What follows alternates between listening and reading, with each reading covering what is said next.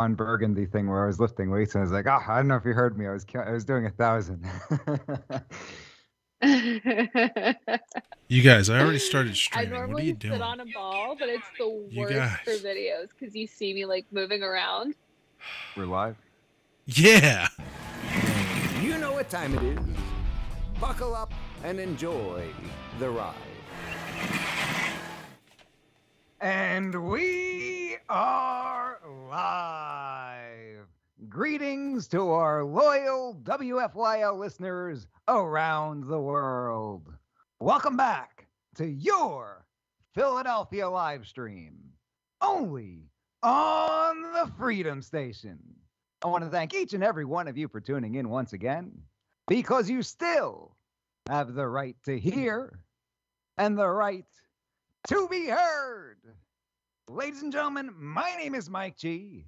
As always, with me are not Philly Chris, Russ the producer, and Liberty Lee. And you're listening to Mike G in the morning with The Law Matters.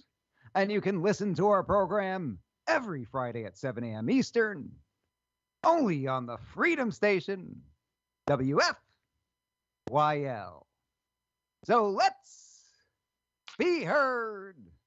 I want to remind our listeners that you can participate in the free and open exchange of thoughts and ideas throughout the entire week by visiting MikeGinTheMorning.com. What's it called, Russ the producer? MikeGinTheMorning.com. What's it called, Liberty Lee? MikeGinTheMorning.com. What's it called, Sarah Macon? MikeGinTheMorning.com. You can catch all of our previous episodes. You can check out our live stream and all the videos entailing Philly Chris and Mike G and the shenanigans they are up to week in and week out. So tell your friends, tell your family, tell your barber, tell your Uncle Jerry, tell anybody who'll listen to check us out at MikeGinTheMorning.com. I also want to remind our listeners about the powerhouse lineup we've got here at the Freedom Station. Kick off your mornings with Scott Adams, bringing you the Scott Adams Show weekdays from 9 a.m. until 11. We've got the Kinetic Faith with friend of the Mike G in the Morning program, Rick Crump, preaching values, service, and order, coming at you weekdays at 11 a.m. We've got the one and only Dan the Man Bongino, bringing you the Dan Bongino Show weekdays from noon until 3 p.m. We've got intellectual giant, the headliner, Ben Shapiro, bringing you the Ben Shapiro Show weekdays from 3 to 5 p.m. And finally, we want to welcome him to the Freedom Station family. We've got Michael Knowles, bringing you the Michael Knowles Show weekdays from 5 to 6 p.m. So don't forget to tune in and show him some love. I also want to remind our listeners that today's episode of the Mike G in the Morning program is brought to you by Elite Tactical Armory, your firearms storage solution in the Lehigh Valley. Do you know what a commercial armory is? Well, you should, because for one, you listen to the Mike G in the Morning program, and we talk about it all the time. Fairly recently, the Pennsylvania government recognized commercial armories as an acceptable mechanism for off-site firearms storage. There's a bunch of reasons why you might need to store your firearms somewhere outside of your home. For example, if you're headed out of town for a while, if your kid is on probation, if your scorned ex-wife is trying to accuse you again, or maybe you just ran out of room for all your precious babies, get yourself a unit at Elite Tactical Armory. So visit our friends over at EliteTacticalArmory.com or PACommercialArmory.com. That's EliteTacticalArmory.com or PACommercialArmory.com. Because it's important to support those who support freedom. And be sure and tell them Mike G sent you. And with that, you know what time it is. Buckle up and enjoy the ride. Hit it, Russ. You know what time it is. Buckle up and enjoy the ride. It is with a heavy heart that I tell the members of the Mike G in the Morning family that Philly Chris will not be joining us this evening. We look forward to having him back next week. But we do have a very, very special guest joining us this evening on the Mike G in the Morning program. It's been a long time coming. I want to introduce the Mike G in the Morning family to Sarah Macon. Sarah Macon is the founder and CEO of Macon Wellness, and that is Pennsylvania's #1 rated online therapy company. Under her leadership, Macon Wellness has established a proven track record of successfully shaping the mental health market and driving mental health transformation by executing on their mission of helping millions and millions of people heal and become happy again. Sarah Macon has been featured on all sorts of major media outlets, including WFYL, Fox News Radio, the Freedom Station, 1180 AM. And she's been named a top 100 healthcare leader in 2019 and then Empowering Women in Philanthropy in 2018. Sarah's been on the cover of Inspiring Lives magazine, Dispense magazine, Pittsburgh Avenue West, and Steal This magazine. Steal with 2 E's, not STEAL.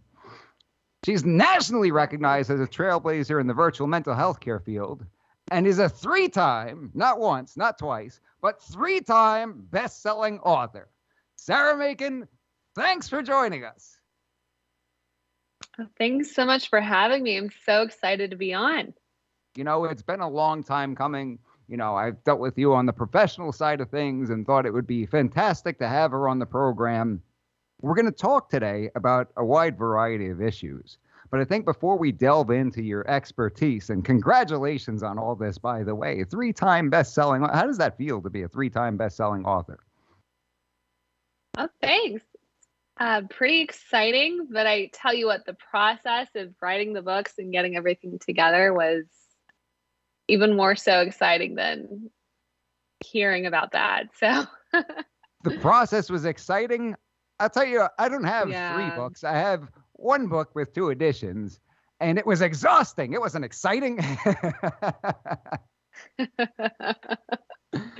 had a lot. It's a team effort. Like the way that we've written books, it's always a team. So that helps for sure. So what you're telling me is I've been doing it wrong. That's the problem. I've been doing it wrong. You know what? We can definitely connect, and I can connect you with the team that helped me out for sure.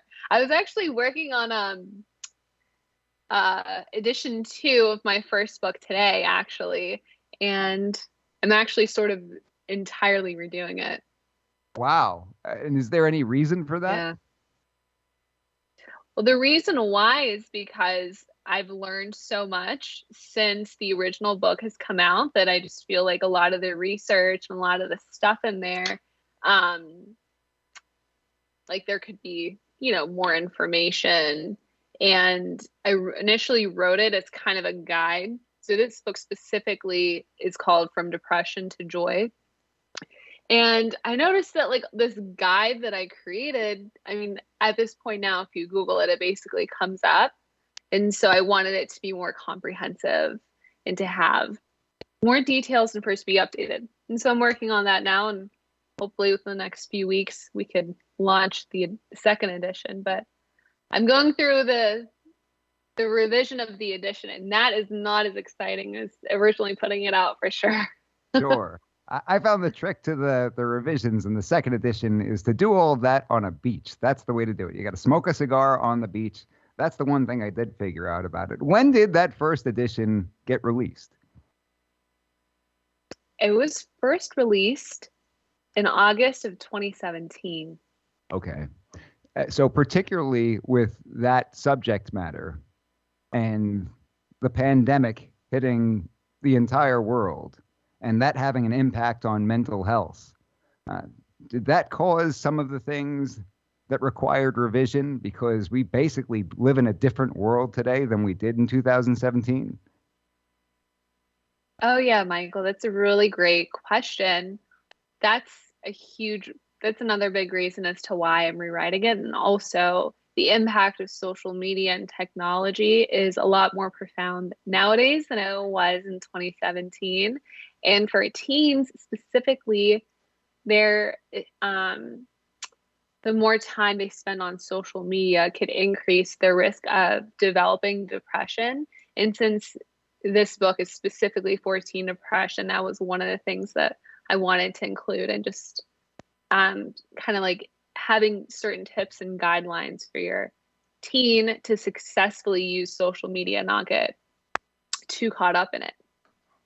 That seems to be a tremendous issue. Liberty has a background in the mental health field, and one time pointed out to me that the issues that we're seeing at a large scale today with younger children, whether it's violence or whether it's suicide, one of the things you cannot deny has changed today and within these last few years, as opposed to decades ago, is the introduction to social media at individuals in younger and younger ages. Liberty, I don't want to speak out of school here, but have I summed up the point that you were making when we were having this discussion? Because when we were talking about it, is in the context of firearms rights and how often you'll see proposed legislation after one of these horrific incidents.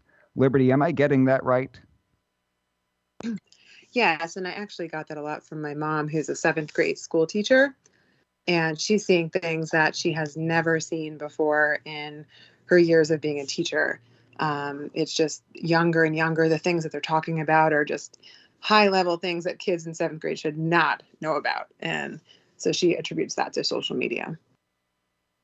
Is that an issue that you see in your practice routinely these days, Sarah? Because things have changed. Oh yeah, definitely. It can be, there's so much access to information that we all have, which can be great in certain aspects and really not so great in other areas. And it's one thing, kids are getting exposed to a lot of things that they probably wouldn't have been exposed to if they weren't online as much. And it can be really difficult to regulate that. What about bullying? Because, years ago, if you got bullied at school, at least you could go home to somewhat of a safe haven. Today, if someone's being bullied, particularly online, it never ends. It's 24 hours a day, 7 days a week, and people are commenting on all sorts of posts and everything like that. And I suppose you could tell the kid, well, hey, get off of social media. You don't have to go on that website. But it seems to be pretty prevalent. Is that something you're seeing as well?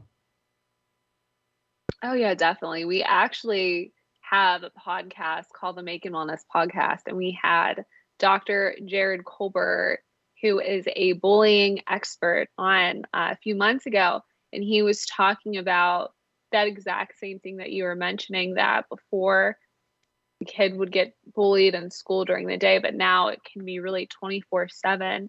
And there's a huge increase in, it's interesting because there's a big spike in bullying and cyberbullying in the fall. It's typically around October, November too, which can like that time before the holidays and stuff can already be really stressful.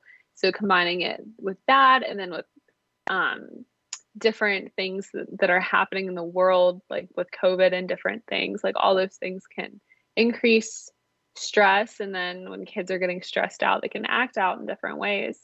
And so bullying now is 10 times worse than, what we, saw and or experienced when we were all in school, which is really unfortunate, which is another thing that, when Liberty was talking about how her mom was saying how kids are kind of growing up a lot faster and they're exposed to different things. Part of it is could be because of the increased bullying as well. Now, on top of that, when you're looking specifically at the times of year that this stuff seems to spike, have they pinpointed a reason why that's so? If reverse engineer, I tend to think October, November, that's around the time that you can't play outside anymore. I don't know if I'm just an old man and kids don't even play outside anymore, but is it boredom that triggers some of this stuff? It could be a lot of different things. Part of October, from what I remember Dr. Colbert saying, was that there's typically like a honeymoon kind of stage when kids get back to school and everyone's getting along. And then after that fades and there's a big dip in kind of having like positive feelings with your classmates. And then that's typically when the bullying will start.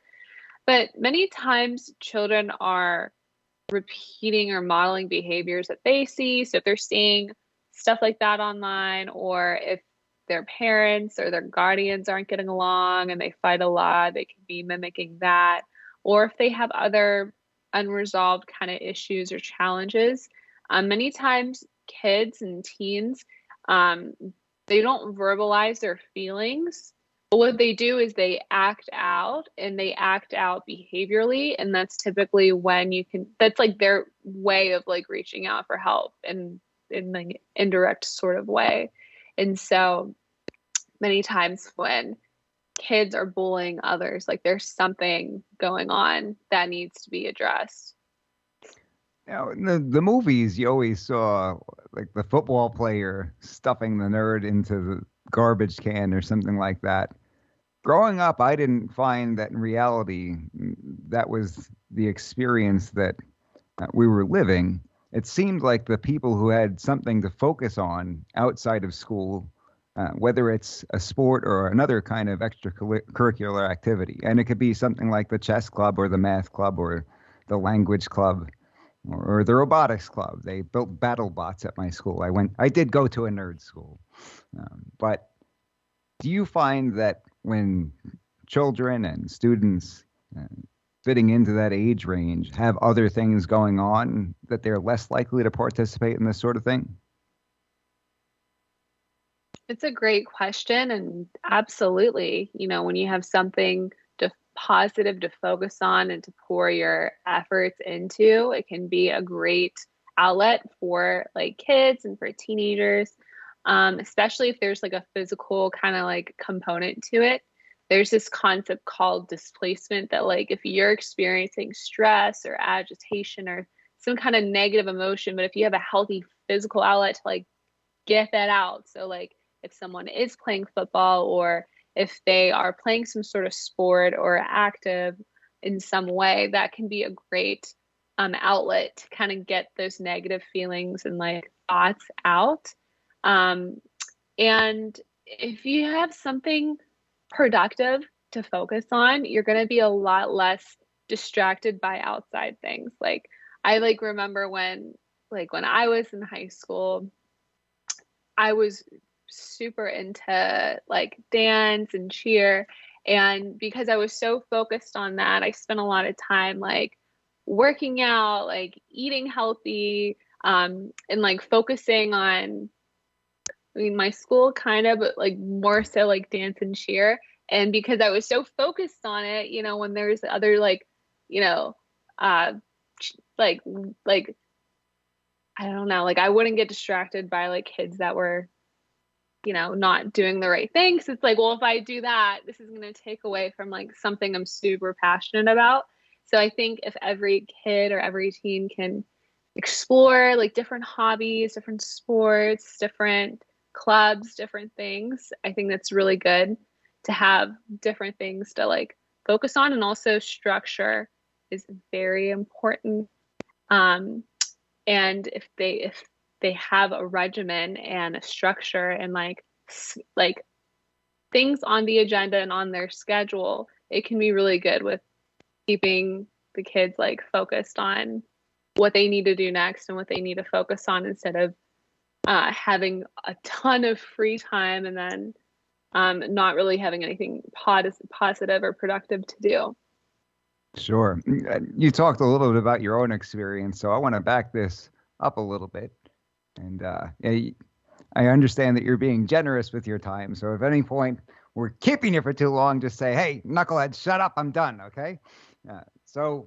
Okay. I might use different words, but okay.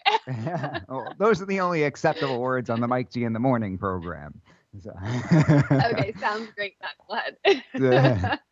There you go. You catch on very quickly. There's a reason why you're so successful.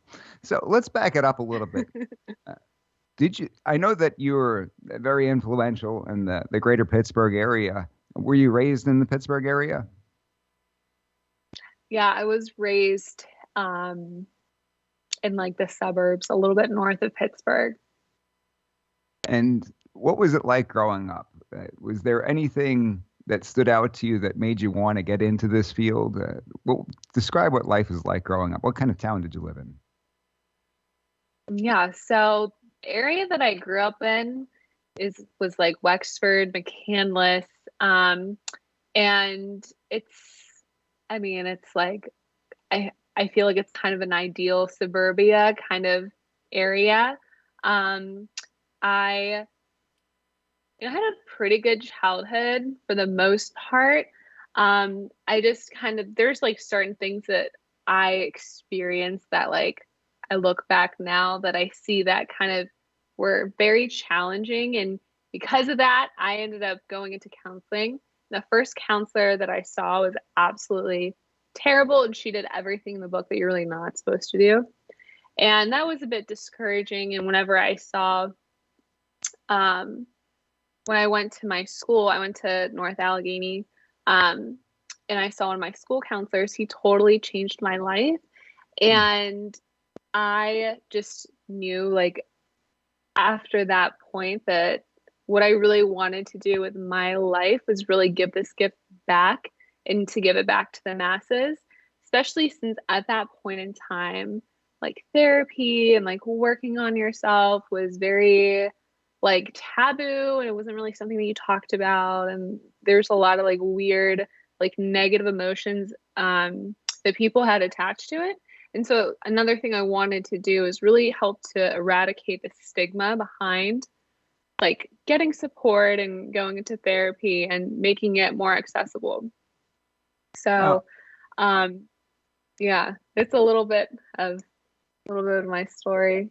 I feel like in the early 2000s, and you got to understand that I grew up in New York. So being in Brooklyn, Staten Island, in the early 2000s, therapy kind of became cool because of Tony Soprano. Not to say that everybody did it, but it became a little more socially acceptable because Tony Soprano did it. Did you ever find that that had an impact at all? Well, you know what? I find that very interesting that you mentioned him, because I remember I had a client years ago that felt like he was Tony Soprano and like I was like the Tony Soprano therapist. And I'm like, I don't even know what you're talking about. And then I just like didn't even want to look into it. It was like a weird situation, or like what, you know? But I haven't heard too much about that, with the exception of that specific kind of interaction. But isn't like Tony Soprano this like really cool gangster guy or something? Well, yeah, that was the idea. This big tough guy who, kills people in his spare time and is taking over this empire can see a therapist, and that's okay. Then why can't, Tony over on the corner go ahead and see a therapist? It's not that big of a deal anymore. That's what it seemed like the mood was growing up. But I guess maybe it didn't make its way out to Pittsburgh so much. If you being in the field have not heard a ton of this, then maybe it was something very specific to the locality. So some people seem to get into being a mental health professional because of a negative impact that something had on their lives, and they wanted to help other people who were in that type of a situation. It seems that you got into it because of a positive experience. Is that fair to say? Oh, yeah.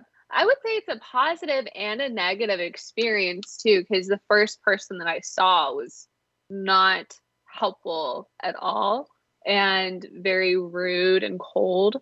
And then the second person I saw was just so amazing and helpful and educated and like very specific in the feedback and stuff. And so like I got to experience like bad therapy, and I got to experience good therapy like as a patient years ago when I was a kid.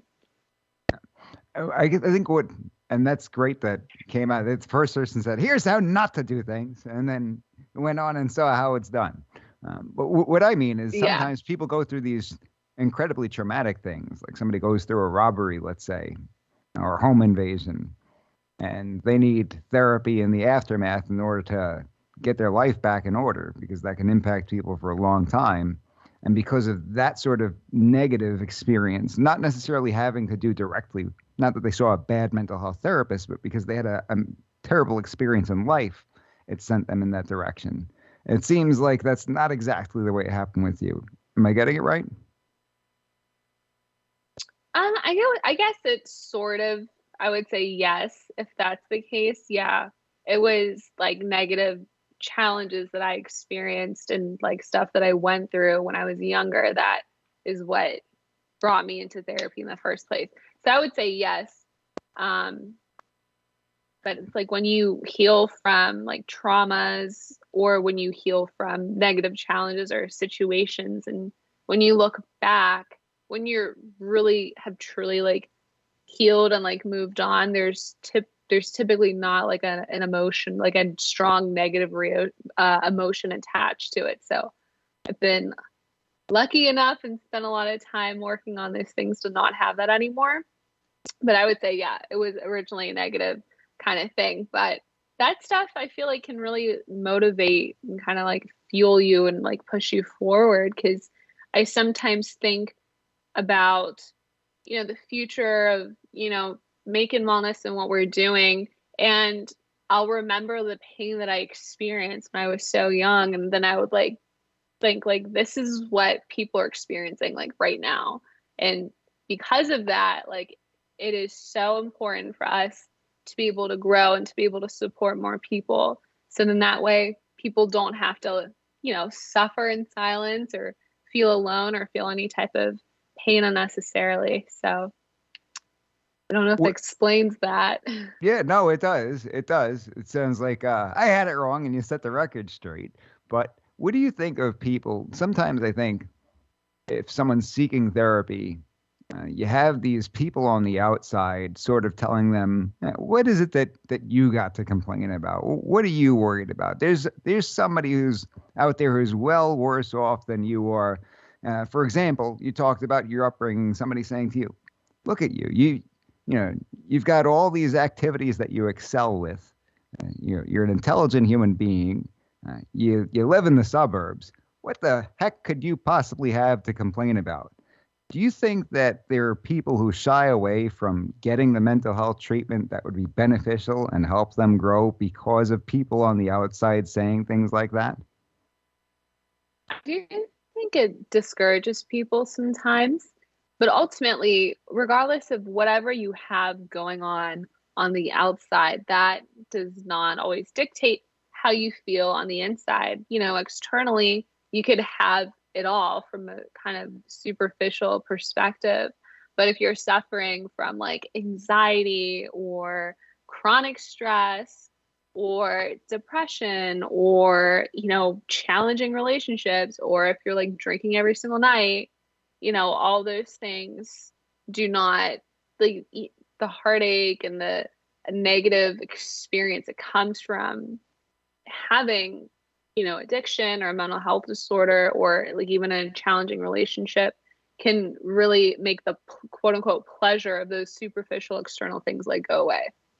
So another thing is people might assume they know what you think and what you feel and all this stuff, but they don't really know. Like the only person who really knows what you're experiencing is yourself.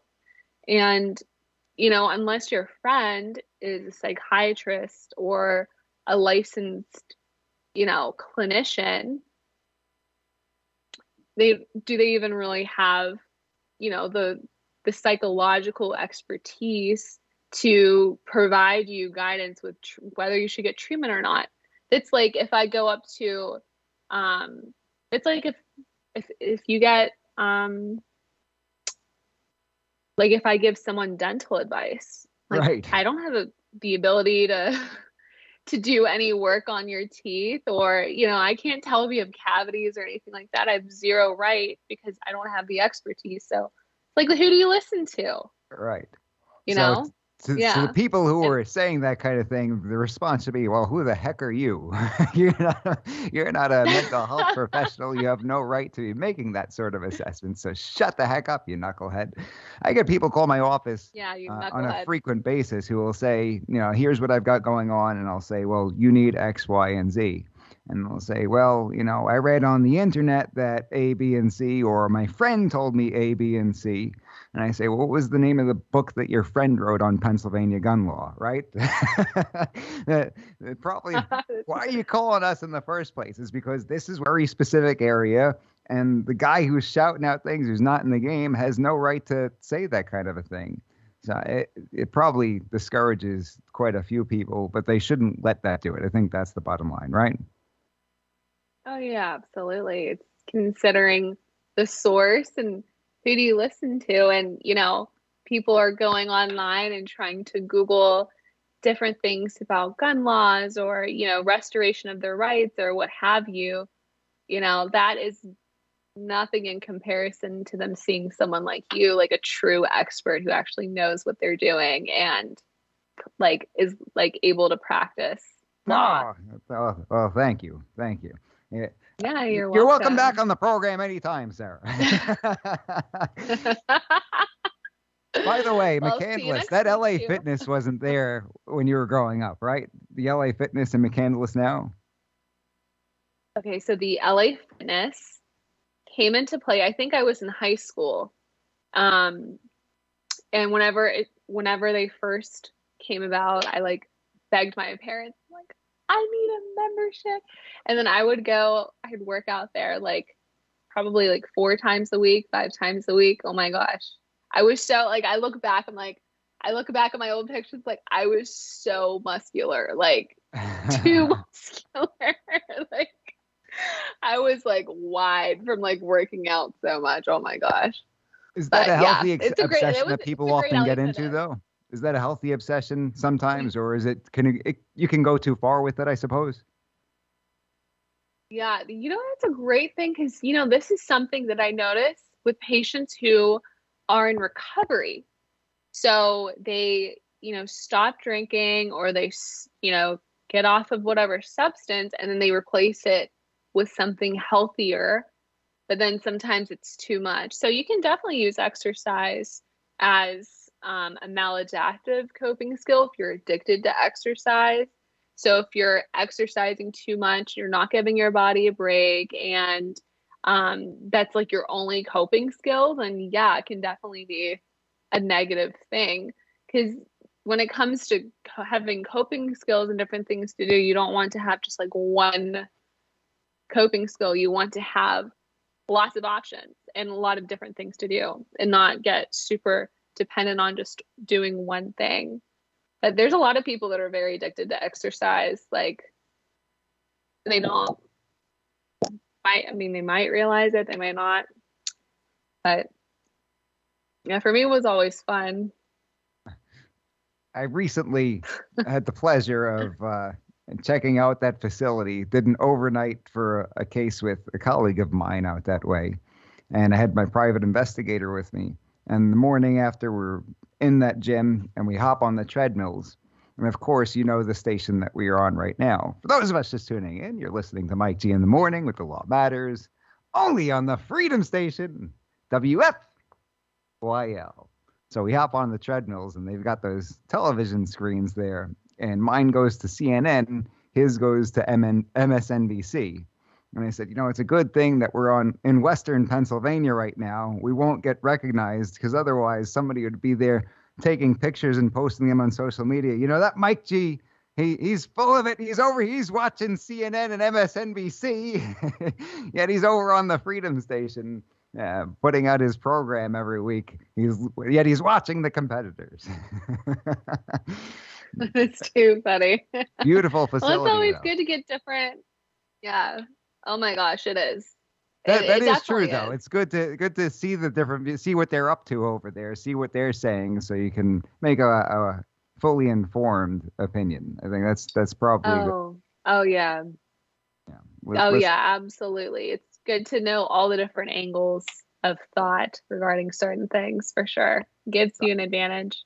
I do want to get back into the addiction thing, but before we do, we didn't get to how you are here today. We talked about that moment that you realized you wanted to get into this. Was that before college? So when you got to college, did you say, okay, I'm going in and this is exactly what I'm going to do? Or was there any waiver anywhere along the way? Yeah, it was like middle school. So it was very, very young. And I always knew, even when I was a kid, that I'd have some sort of business one day. And I just didn't want to have I wanted to have a big business, like a big company and a big organization, but I never really knew what until I had that kind of realization when I was in middle school. And so when I got to high school, I started to look into like the licensing in Pennsylvania, and I saw that you had to have an owner with the ability to practice, and that is licensed. And because I knew that's the better way of doing things, I had like the option of going to school to get an MBA or going to school to get a license and then learn the business skills like in conjunction while I'm doing all that stuff. And so that was the path. The latter was the path that I ended up taking because I was very risk averse, and I saw there's more business partnership dissolutions than there are divorces in the US. And so I'm like, you know what? I want to like statistically like increase the odds of success and reduce any unnecessary like, risk factors. So that's what I, ended up doing. And I went to La Roche for my undergrad because it gave me an awesome scholarship. Lived at home and drove to school and worked and was doing like tutoring and some other stuff. And throughout college, I was just super focused because I was so excited to get the company up and running. I ended up graduating like 2 years early. And that was something that I always heard when I first started the business. People would like, sometimes I'd have like business meetings and people would just be like, oh my God, like, how old are you? I can't tell you how many times people told me that. And it's like, oh my God, I have to go and explain. And, part of that is because I knew from a young age, which was, such a blessing and like not a normal thing of like what I wanted to do and like my dreams and my goals in life. And I always knew whatever. And actually, this is my dad, which he's probably going to be listening to this. Very good. If not tonight, tomorrow. Yeah, he checks out literally every post, every interview. What's his name? You got to give him a shout out. Ali. Yeah, Ali Macon. Ali Macon. Hey now. Thanks for tuning in. Hey, Dad. Thanks, Dad. But he would always tell me, like, he was such a cheerleader of mine. He was like, whatever you do, he's like, I know you're going to be like the best at it. And like, aim for the top. Like, don't be like a mediocre person in life. Like, whatever you choose, like, you rise to the top and you do like, and like, you're going to have a huge impact, like, regardless of whatever you choose. And so, like, I guess hearing that so many times, you start to like believe it. And I believed it at a very young age. And so that helped kind of like give me like confidence and faith that, whatever I wanted to do, like I want to start this company and help people and, be an excellent clinician and then become an excellent supervisor. And then, just all these different things, like it really helped with kind of having the faith to get started. Because I think a lot of people have fears when they want to do something in life and they kind of choose not to. Many times it's like fear that's holding them back. And I was out of school for about a year and a half. And that's when I set things up and I was able to get a book deal. And then whenever that happened, I hired a consultant to help to coordinate this, book launch and also to start this company. And one of the first things he told me was like, you have to quit like your job. And it was so stressful. I mean, imagine like Michael, like being like out of law school for like a year and a half and you're moving up at the firm that you're at. It's not like there was no hope for me or whatever, I was moving up and I was given like more and more responsibilities and projects and stuff. And he told me, he was like, you just have to like focus on making wellness 100%.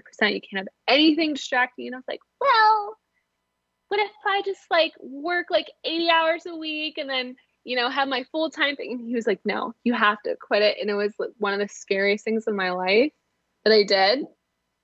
Just like leaving the security of that and everything. And it ended up being worth it. But like the first few years were really challenging, especially the first 6 months was really, really challenging. But once I started to get better at like the marketing aspect and getting like more clients, like learn about us and what we were doing, it was like a big game changer for sure. And so I think a lot of the reason why the company, the team is at where we're at today is just we have a big focus on like growing and collaborating with each other and like with the community, with our vendors, like with the insurance companies, the clients, and like providing exceptional client care and services. And you know, whenever people Google Google us, like you can see like real reviews from our clients and from people that we've worked with, and it's really like remarkable what people have said. So I think it's like really adding a lot of value to the clients' lives and having treatment that actually like works, and actually caring about your team and caring about your clients makes a big difference. That's absolutely one of the greatest things, is seeing those positive reviews and seeing that somebody recognizes that you've helped them. And it's really funny that you mentioned that scenario. Imagine this, that did happen. It wasn't a year and a half, it was 13 months, but that it absolutely did happen. And when you talk about the fears that go with jumping out on your own, the fears are absolutely legitimate. I think that's the tricky thing about it. It's not like you have irrational fears, because when you're making that kind of a jump, nobody can tell you what is going to happen, right? Nobody's got a crystal ball. And there is a certain level of risk that you are taking by doing that, isn't there? Oh my gosh, yeah. And the financial risk, like all of my savings went into it. All of them. And yeah, but you know, if you have like a vision for your life or a dream, I think it's extremely depressing not to follow it, not to explore it. And you know, I feel like if you really want something bad enough, like you will do whatever it takes to help to make that happen. And you know, failure with that was not an option, because again, like I would remind myself, like I like remember how you felt before you were able to see an amazing counselor, and like that like reinforce like the need of like we need to like make this work and make this to be a success. But it's so funny because I even remember in the beginning, like my mom was so concerned about me because she would see that I was working all the time and like learning all these things like search engine optimization, all this stuff, their blogs and website and like marketing, and then like, you know, getting different like interviews for magazines and stuff, but like nothing was really happening with the business. Like it was not taking off, which is normal for businesses not to be. I mean, things take time, right? She's like, you know, like you don't have to do this. Like you don't have to torture yourself for no reason. I was like, just wait. And it's so funny now because she always says like she's so happy that that I didn't listen to her because we've been able to do what we've sought out to do, which is awesome. It's very rewarding coming out on the other side. For those of us just tuning in, you're listening to Mike G in the Morning with The Law Matters, only on the Freedom Station, WFYL. So, Liberty, I'm going to task you with, I see the comments are going absolutely gangbusters over here. In a few minutes, I'm going to toss the ball over to you and see if you can pop in here with some of the questions, concerns, comments from our audience members for our guest. But Sarah, before we do that, you know, we talked a little bit about addiction, and one of the things that prompted me to reach out to you, we saw in the news a few weeks back how they were making a big deal about, they said the Biden administration was giving away free crack pipes. And we read over the article on the air and talked about what exactly was going on, how the funding that was being given could potentially include not necessarily pipes, but maybe pieces of pipes and things like that. That was one of those things where the fact checkers will get very nitpicky. I was like, no, they didn't give a pipe. They gave a piece to a pipe. Whatever. But either way, people made fun of it and made jokes about it. But I started thinking this might be an opportunity for us to have a serious discussion about addiction, because regardless of where you stand politically, I know that everybody has had addiction impact our lives in some way, shape, or form. I know that people who've had family members impacted by addiction. I've certainly lost friends to addiction from college baseball years and even previous. And I think it would be a good thing to discuss. You were talking earlier about how sometimes when you have people who are in recovery, they substitute that addiction. And it's very funny because I was talking to somebody fairly recently who said that when they quit drinking, they started, buying certain things. Like maybe it's something like CDs. They'll get obsessed with CDs and buy a bunch of CDs, or maybe somebody will get into figurines and they'll buy every wrestling figure that they can get their hands on. This is something common that people see. Is that necessarily a bad thing, though? That's a great question. And it is very common, especially in early recovery, to replace one thing with another. And it's not necessarily the healthiest thing because the behavior is still happening. You replace the substance with something else, and then it's what we call a process addiction, when you're addicted to a process or behavior. And if you continue to have these addictive behaviors and they're not resolved or addressed, there can be a heightened risk of you to return back to the substance, because you're basically doing the same thing that you're doing, just with something else. And yeah, it's not as bad to be, buying CDs as it is to be, like you mentioned, like doing crack all the time. Right. But if you're still doing the same behavior, it's still a concern. It's like replacing one thing with another. Are people who end up in these situations where they suffer from addiction, whether it's, we see a lot with heroin these days. Years ago, it was more the opioids leading to heroin. And it seems like the drug of choice maybe ebbs and flows. But do we see something common among the people who fall victim to the addiction, or is it something that can really just impact anybody and it depends on your circumstances? Yeah, that's a wonderful question, Mike. So there's 3 major things that can attribute to someone having addiction. The one thing is that it's genetic. If it's genetic and like the first time they drink or the first time they use, it's like a switch goes off in their brain, and it's really challenging for someone not to use in the future because it just feels very, very, very good. And genetically, they have a genetic predisposition to addiction. So genetics are a factor. The environment is the second factor. So did you grow up in a household or in an area where it's very common or normal to use a lot of different substances or to do specific addictive behaviors? And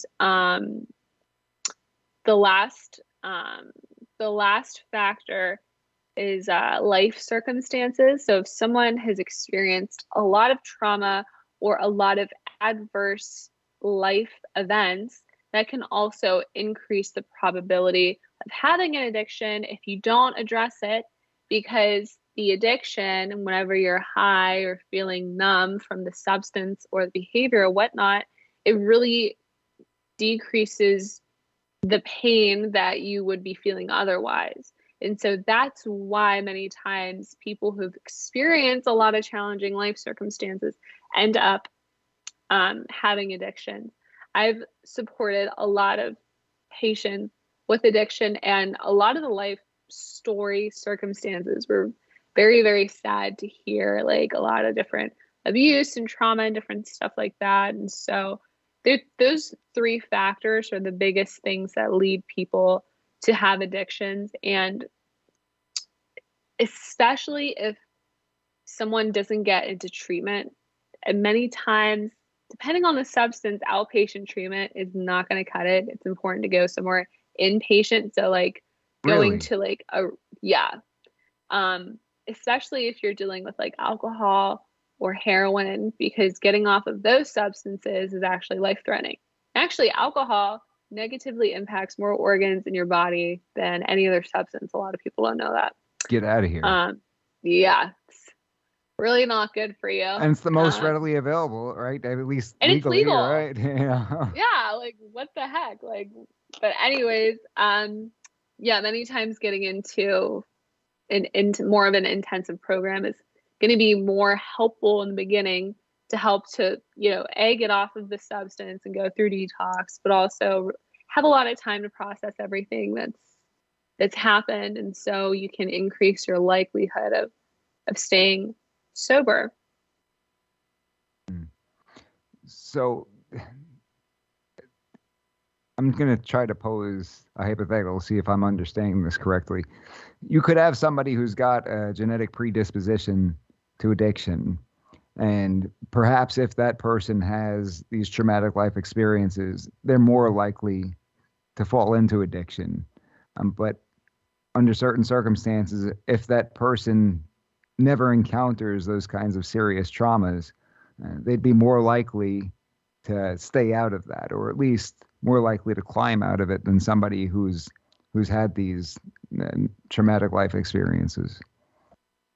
Oh yeah, all of those three factors that I mentioned, the more factors someone has will lead to an increased probability of them be like experiencing addiction. So you could have somebody who's right. genetically, they've got the gene, but their parents sacrifice everything, do everything they can to give them a solid and stable life.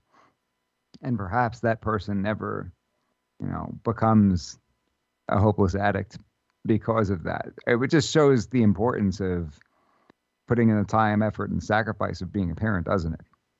Oh my gosh, yeah, definitely. There's a lot that can be undone or prevented genetically if the environment and the social environment is healthy.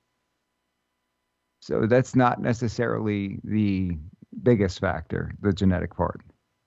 Yeah, it's not the biggest factor, but it definitely does play a factor for sure. Interesting. So I'm getting word that Liberty is unable to participate in the task that I have assigned. Russell. I do have a question. Liberty, you got a question? You here?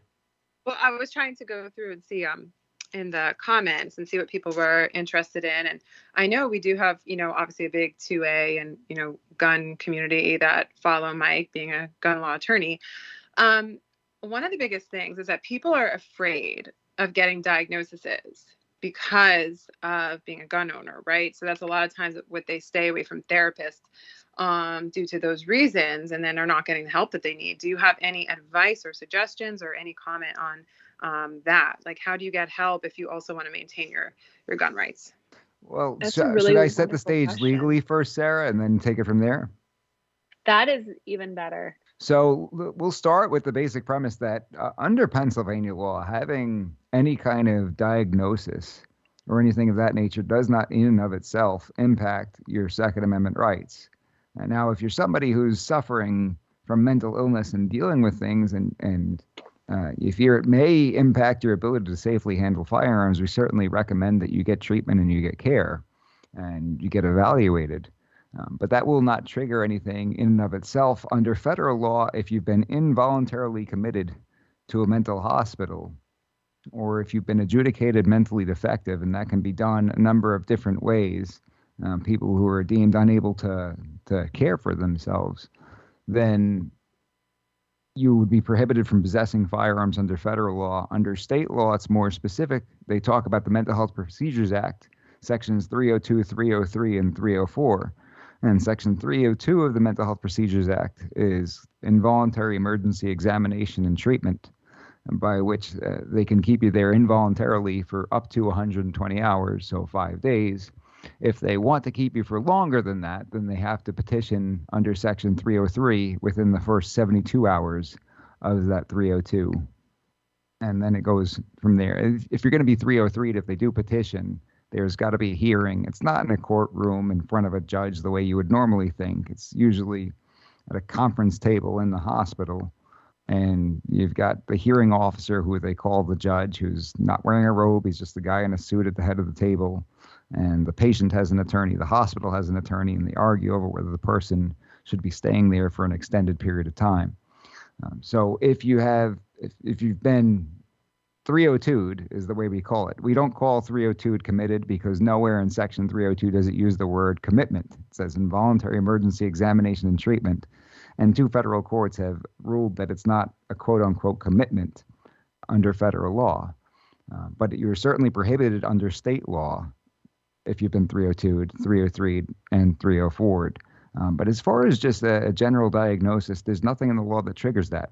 In Pennsylvania. Now, in certain places like New Jersey, if you ever had any mental health treatment whatsoever, I mean, if you saw a counselor because your parents got divorced when you were 5 years old and you were sitting in the room playing with the toy truck while the guy is asking you questions, you have to report that when you apply for a firearms purchaser identification card. And you may very well end up in court trying to, earn the privilege of exercising your right because of something that happened when you were 5. So they expect you to report any and all mental health treatment in a place like that. So different states will have different laws, but Pennsylvania diagnosis in and of itself won't impact you. And with that, Sarah, I'll let you take it away. Yeah. My interpretation from all the evaluations and expert testimonies we've done is that if you were involuntarily if you were 302'd, then it's more challenging to be able to possess a gun. It's totally possible, but you have to go through several steps to be able to do so. But if you see a counselor on your own volition or are in treatment on your own volition, it should not impact your ability to use the gun, from my understanding. And definitely don't let that prevent you from seeing a therapist, because really I think everyone could benefit from seeing someone.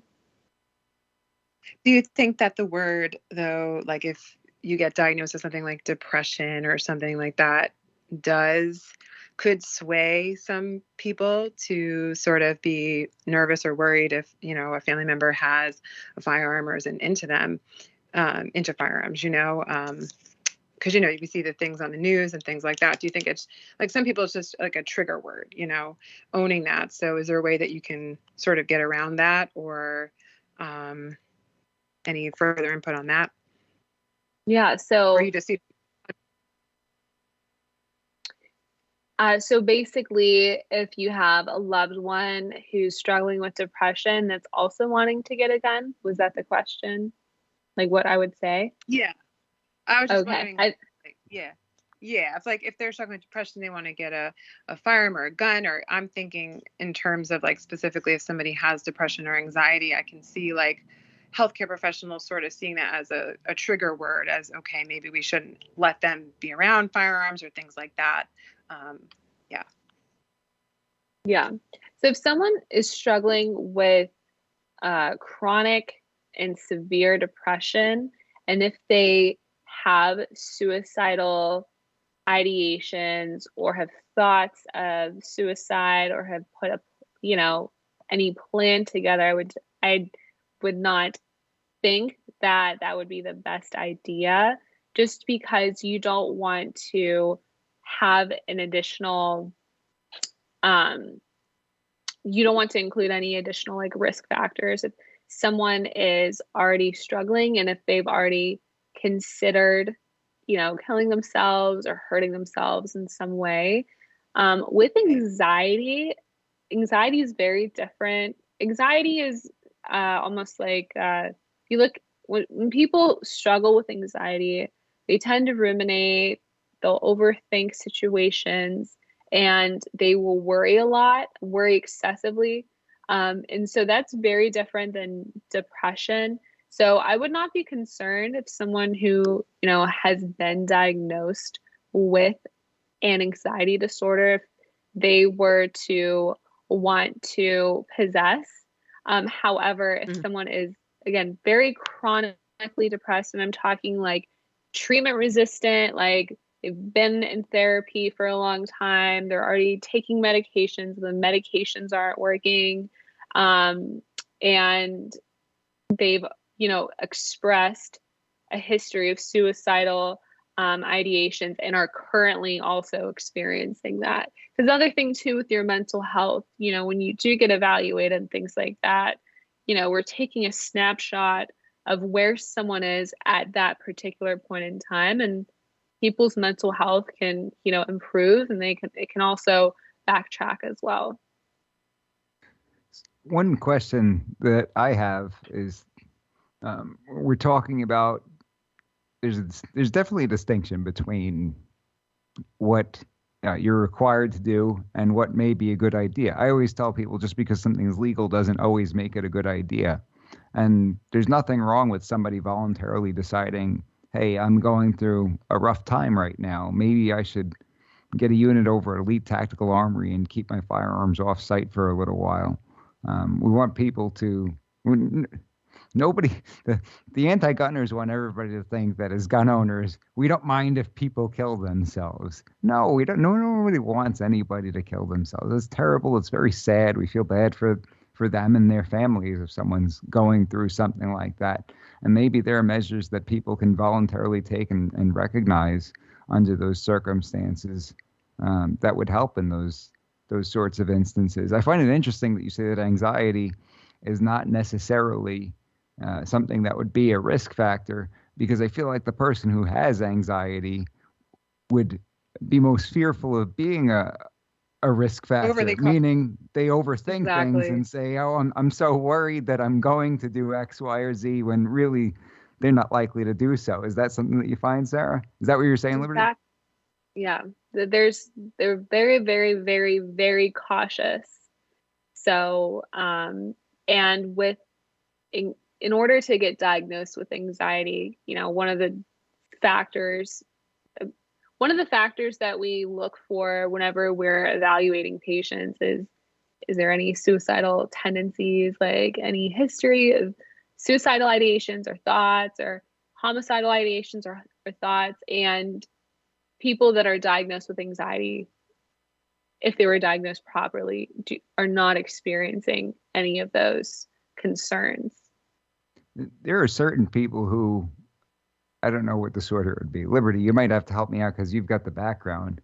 But there are certain people who I've dealt with in the legal context who almost are willing to admit to things that they didn't do because they think about this stuff over and over and over again. For example, I got a buddy who every so often will call me and swear that he ran over somebody in the middle of the road when he knows darn well that he ran over a branch in the middle of the road, but he's convinced that there's somebody laying dead in the middle of the road and he ran them over. What am I talking about, Liberty? What's that? OCD. OCD. Have you dealt with people like this? But she's a doctor. Yeah, we've dealt with clients with OCD, and with OCD, it is definitely a very challenging condition for anyone to have.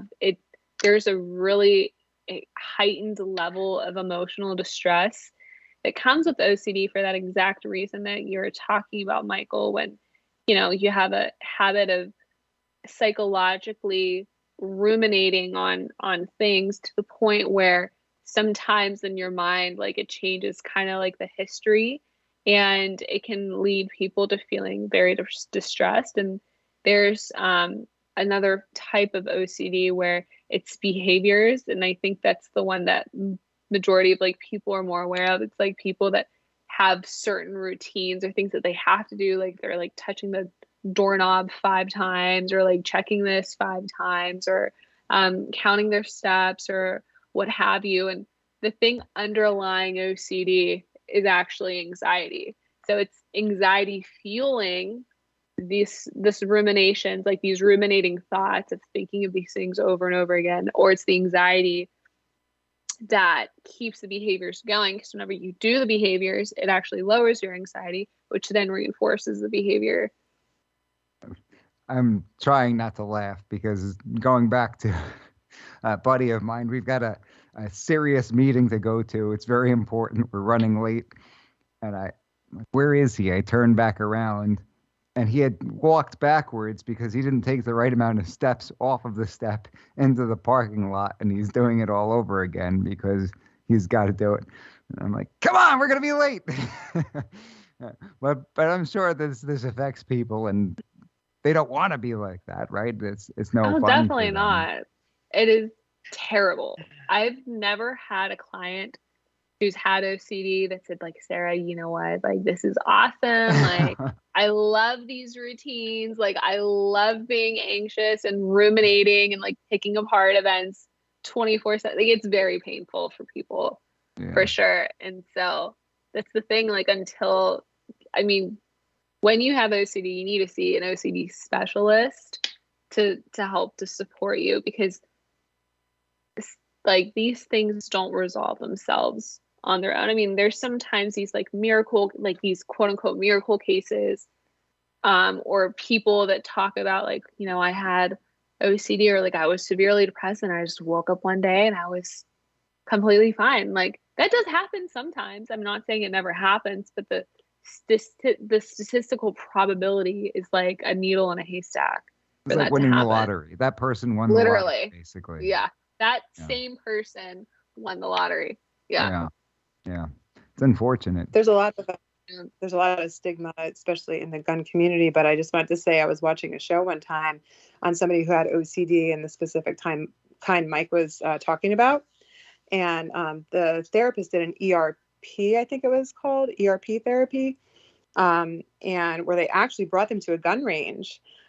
Because they were saying like a lot of times people with OCD are the least likely to hurt somebody because they're so afraid that they're going to hurt somebody. So they actually, part of their therapy was to bring them to a gun range. They had a fear that they were going to hurt people. And so they brought them there to train them and to expose them. And doesn't E stand for exposure in ERP? Yes. Liberty. Yeah, I mean, that's E what I think stands for exposure, right? I was just bringing Exposure it up response. Because I think I found it striking because a lot of times like people who don't really know this stuff would be afraid of somebody with anxiety or something like that to be around firearms. But that was actually really eye-opening when I saw that on TV. I was like, oh my goodness, these people are really suffering, and they're like the least likely to hurt somebody. So I guess I was trying to encourage people in the community, if you did have need help or something, to visit somebody like Sarah, get out there and get the help. So. Yeah. And there's like such a stigma. And I think, I don't want to go into like why I think there's a stigma, but there's almost an assumption that like, if you have a mental health diagnosis, or if you seek out professional help, that, there's an increased likelihood of there being some sort of like shooting or some type of issue as a result of it. But the reality is it's like such a small subset of people with mental health challenges or who have previously been diagnosed with a mental health condition are, even candidates to do something like that. So it's very small percentage. And those are people that, if they're going to hurt themselves, like they have suicidal ideations and tendencies already. And if there are people that want to hurt others, they already have homicidal ideations and tendencies. And so that's not the majority of the population. It's a really small subset. But many times people assume it's like anyone who's ever been to therapy or, anyone that's ever seen a provider could be a candidate for something like that. And that's just not the case. Yeah. So moving back to the mental health treatment in terms of the firearms, and I know that basically that's what we're talking about the tail end of that, but do you think that maybe some people are concerned that if they go to a mental health professional and they tell them certain things that, although that in and of itself may not affect their Second Amendment rights, that if the professional goes and reports it to somebody else, they can end up 302'd? Do you think that crosses people's minds? The concern for getting 302 from seeing a therapist. Well, right, coming in voluntarily, and then the mental health professional says, hey, I think this person's a danger to himself or others, so I'm going to go ahead and I'm going to call somebody at the ER, let's say. Let's have this guy 302'd. Yeah. To get 302'd, a patient really has to be in a substantially high level of distress. And well, hold on, Sarah. You and I have dealt with a number of cases. I know, it's supposed to be the case, right? Legally, to legally be 302, they have to be at that high level. But you and I have both seen some pretty outrageous 302s in our career. Isn't that fair to say? Oh my gosh, absolutely. That I would say that is true. But to really, if you're ethically, let's say ethically, are going to 302 someone, they have to be, you do it's called a safety assessment, and basically they have to score so high that if they are not 302, that they're like literally going to like really hurt themselves or hurt someone else. So basically the probability of that is very, very, very, very, very slim. And so again, like unless like you are in such a heightened level of, if you're extremely mentally unstable and you're seeing, let's say, an outpatient therapist, and you're like saying like, yeah, I have this like plan, I have like all this like set up, I have like my goodbye note written and everything, and I have like this is how I'm going to do it. Like if you're saying stuff like that, I got this plastic bag in my pocket. Everything. Yeah. Like, I mean, if everything's drawn out and you're saying it, like, that's one of the things we look for. Like, are you having these thoughts? Do you have a plan? Do you intend on actually doing it? Like, and do you have all these things already lined up? Like, and so whenever we're doing this safety assessment, it's very clear to see like if someone, ethically should be 302 or not. But then again, because you don't want to let somebody go and kill themselves, right? Oh, absolutely not. Absolutely not. But again, the probability of that happening for most people is very slim. Very slim. I mean, it does not happen as often as you think it would. And so if you're concerned about getting 302'd, and I've had clients do this before where they'll ask their therapist, like, and like they'll just like straight up say, like, I'm afraid because I have this profession, or I have like a gun license, or I have this, other thing that it's very important to them, and they're very like hyper aware of that. You could just ask like the therapist, like, or just even saying like, just like, let me know if you were to do that, or like what qualifications like do you look for? And they should say everything that I said. But again, the probability of that happening is very low. There's no therapist or healthcare provider that, is going out of their way for something like that to happen. Like, well, I mean, there's healthcare specific. There's bad apples in every profession. Oh, there's right? bad apples. I could say that there's attorneys who have definitely messed people up pretty good and done things that they shouldn't have done. So I'm sure there are some therapists out there. I think the important thing with a therapist, just like there is with an attorney, is finding one who's trustworthy and knows what they're doing. And I think that might be the challenge for certain people, is seeking out a therapist who's trustworthy.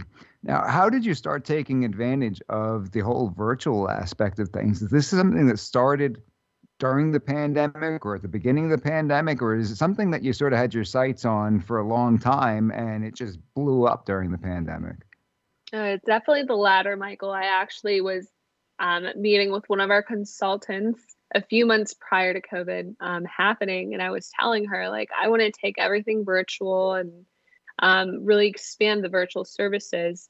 So our providers were trained, and our systems were trained in both in-office treatment as well as remote treatment. And we saw I'd say about 25% of our clients remotely. But the issue, Michael, was that no insurance company was paying for it. So these clients are paying out of pocket for online therapy services. And so the biggest thing that changed with COVID was that we already had the systems and everything in place for it.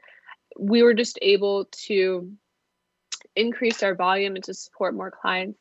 virtually, because now the insurance companies cover for it. So if like people Wow. are living in a remote area, or if you live in a place where everyone knows everyone and there's not too many therapists available in that area, it's a lot easier and better to see someone remotely that you don't have like a dual relationship with. And so that was always on our sites. I just did not expect it to happen as a result of COVID. So, another instance that you didn't necessarily mention, what if somebody in, let's say, Philadelphia is watching the program and they say, okay, well, now I know that the professionals over at Make and Wellness are not rabidly anti-gun and are try to jam me up with my gun rights. Does that also impact business, being able to see people who not only might live in a remote area, but just live far away? Oh yeah, absolutely. And our team, and we're licensed in Pennsylvania, so we're able to support any PA resident regardless of where you live. And a lot of our clients are actually from Pittsburgh and Philadelphia, and some in Erie, some in State College, but mostly Pittsburgh and Philly. And we have providers all over the state as well. Well, that's great. And I think that the more professionals that get out there and talk about these kinds of things, the better, because then people can establish a trust with that kind of a professional and feel more comfortable reaching out to them.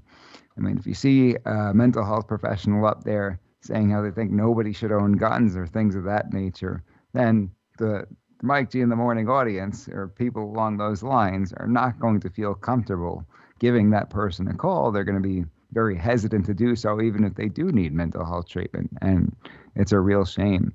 It would be nice if some of the other states like New Jersey wouldn't attach that stigma to somebody for the rest of their lives, because it ends up doing more damage than good. Because like you said, there's such a small fraction of people who have experienced any kind of mental health treatment who are of any concern owning and possessing firearms. Yet you have a lot of people who are refusing treatment. They're not seeking out treatment because of that very reason. And if they're going to be quick to hand out clean needles and crack pipes to people who are addicted to drugs because they say, well, they're going to do it anyway, might as well make this clean, safe, and accessible to them, then it would seem that that sort of logic would also apply with the mental health treatment. Sort of like with when somebody overdoses, there are some states that have laws in place where you can't get in trouble for reporting it, right? Because there were a lot of years where people would, not do anything and not call because they didn't want to get in trouble. Or maybe if they were lucky, the friends would drop them off at the hospital front door or something. Have you seen situations like that? Oh yeah, I've unfortunately heard it all when it comes to different stories about addiction. And when you talk about the having the pieces for the pipe, there's this treatment modality for addiction called harm reduction. And I'm pretty sure that's where they got this idea from, that if someone's going to do something bad, why don't you make it less bad? And the challenge with that is that it's still reinforcing a negative behavior, which is ultimately not going to serve them and can almost, increase the likelihood of someone doing something. We were joking about Pavlov's dogs earlier before we started this evening. And, when you have a positive association with something, it's going to increase the probability of someone doing it for sure. So I totally agree with you, Mike, on that matter. And I think it's really important for people to consider some, alternatives on how to handle things, and perhaps even, increasing access to addiction treatment and, you know, online addiction treatment as well could be even more beneficial for someone if someone, you know, is ready for it, of course, and wants to make a change, because that's important too. So when it comes to dealing with friends or family members who have addiction issues, if you suspect that someone has an addiction issue, how can we get these people help? Because I'm sure that we've all had situations where we maybe suspected that a friend or a family member who was using drugs or abusing drugs or drinking too much. And it's sort of a tricky situation, isn't it? Because if you go out there and just say it, then, number one, you could be wrong, let's say, and then you've tremendously offended the person perhaps, and it's going to affect your relationship. And number two, even if you're right, they might push back and resent you for that. That happens very often with people who are trapped in addiction. So how do we get these people help? Because I can't. A couple of times that I've had this happen in my life, it's very sad when you have somebody passes away and say, I wish I could have done something. Oh, yeah, absolutely. And in order for someone to get help, they need to be at a, contemplative stage of change. Like they're really considering getting help and really thinking through like what that's going to look like and stuff. And if someone's at a pre-contemplative stage of change, like they're not even considerate, they're in denial, they think they're fine, it's you with the issue, Mike, how dare you tell me this, that, or the other, like nothing really productive is going to come out of that. And so the biggest thing that can really help people that are considering getting into help is, letting them know that you care for them and that you're here for them and that, you're able to, like, you're always here and that they can talk to you about anything. If there's anything going on that they would like support with, that you are here for them and that you'll be able to, that you want to support them however you can. And if you feel like you're dealing with someone who's a bit reactive or could be defensive, keeping it very general and vague like that, because most people are not going to get mad if you're saying that you care about them and that you're, there for them. But if you feel like someone is really open and really ready to move forward and you have kind of like clear evidence that someone has an addiction, so like they talk about it, like they talk about how they try to stop doing the thing and they can't do it and they keep kind of reverting back to their addictive behaviors. And so if it's like very clear that they have an addiction and they have kind of talked about it, just talking about that it may be helpful to get support, and there's tons of support, and that you can help with facilitating the process. And that can be as simple as, if they have health insurance, like medical insurance, you can always encourage them to call the phone number on the back of the card for them to get to see what providers or what places are considered to be in network, which means that the insurance company pays for most of it. They can't be helped unless they want to be helped, right? How many people Exactly. refuse help in the first place and that they don't want to get help and so they never even get help? I just put a question in the poll. Have you had someone in your life die or cut off contact due to addiction? I'm pretty sure that everybody's had some level of interaction with this stuff. And it's just heartbreaking to see people who refuse to get help because you don't want to enable them by any stretch of the imagination. You don't want to allow them to continue doing what they're doing without getting some form of help.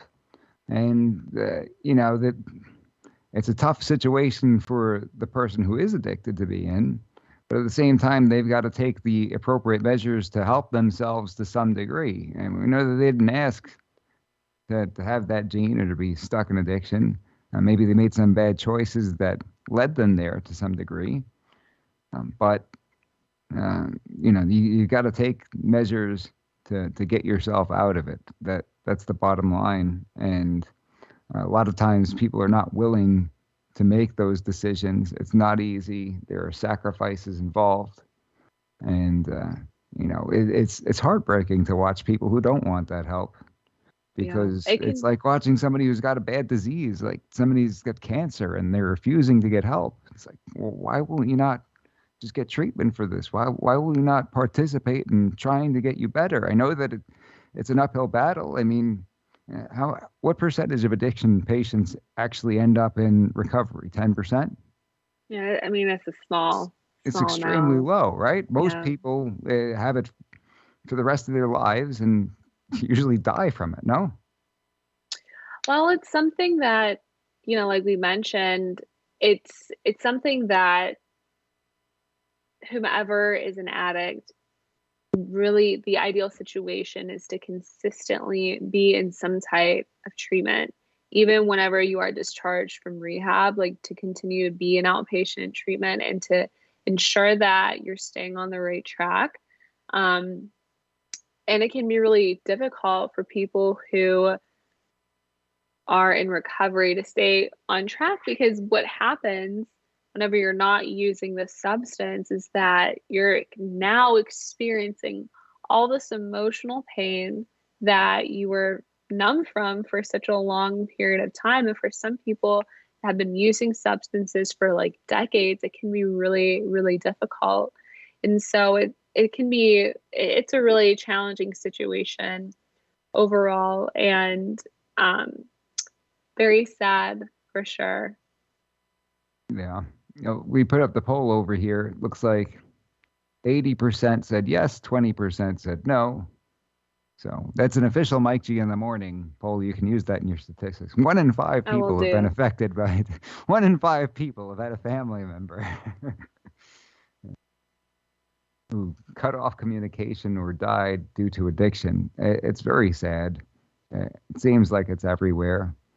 And hopefully, we can take these measures to help people get help, but they ultimately want to get help. That's what it comes down to. I guess that's the short version of it, right, Sarah? But it seems easier than ever to get help, particularly if you can sit in your living room or on your phone and talk to a mental health professional these days. Although you said that for people in those situations, it's likely got to be inpatient treatment.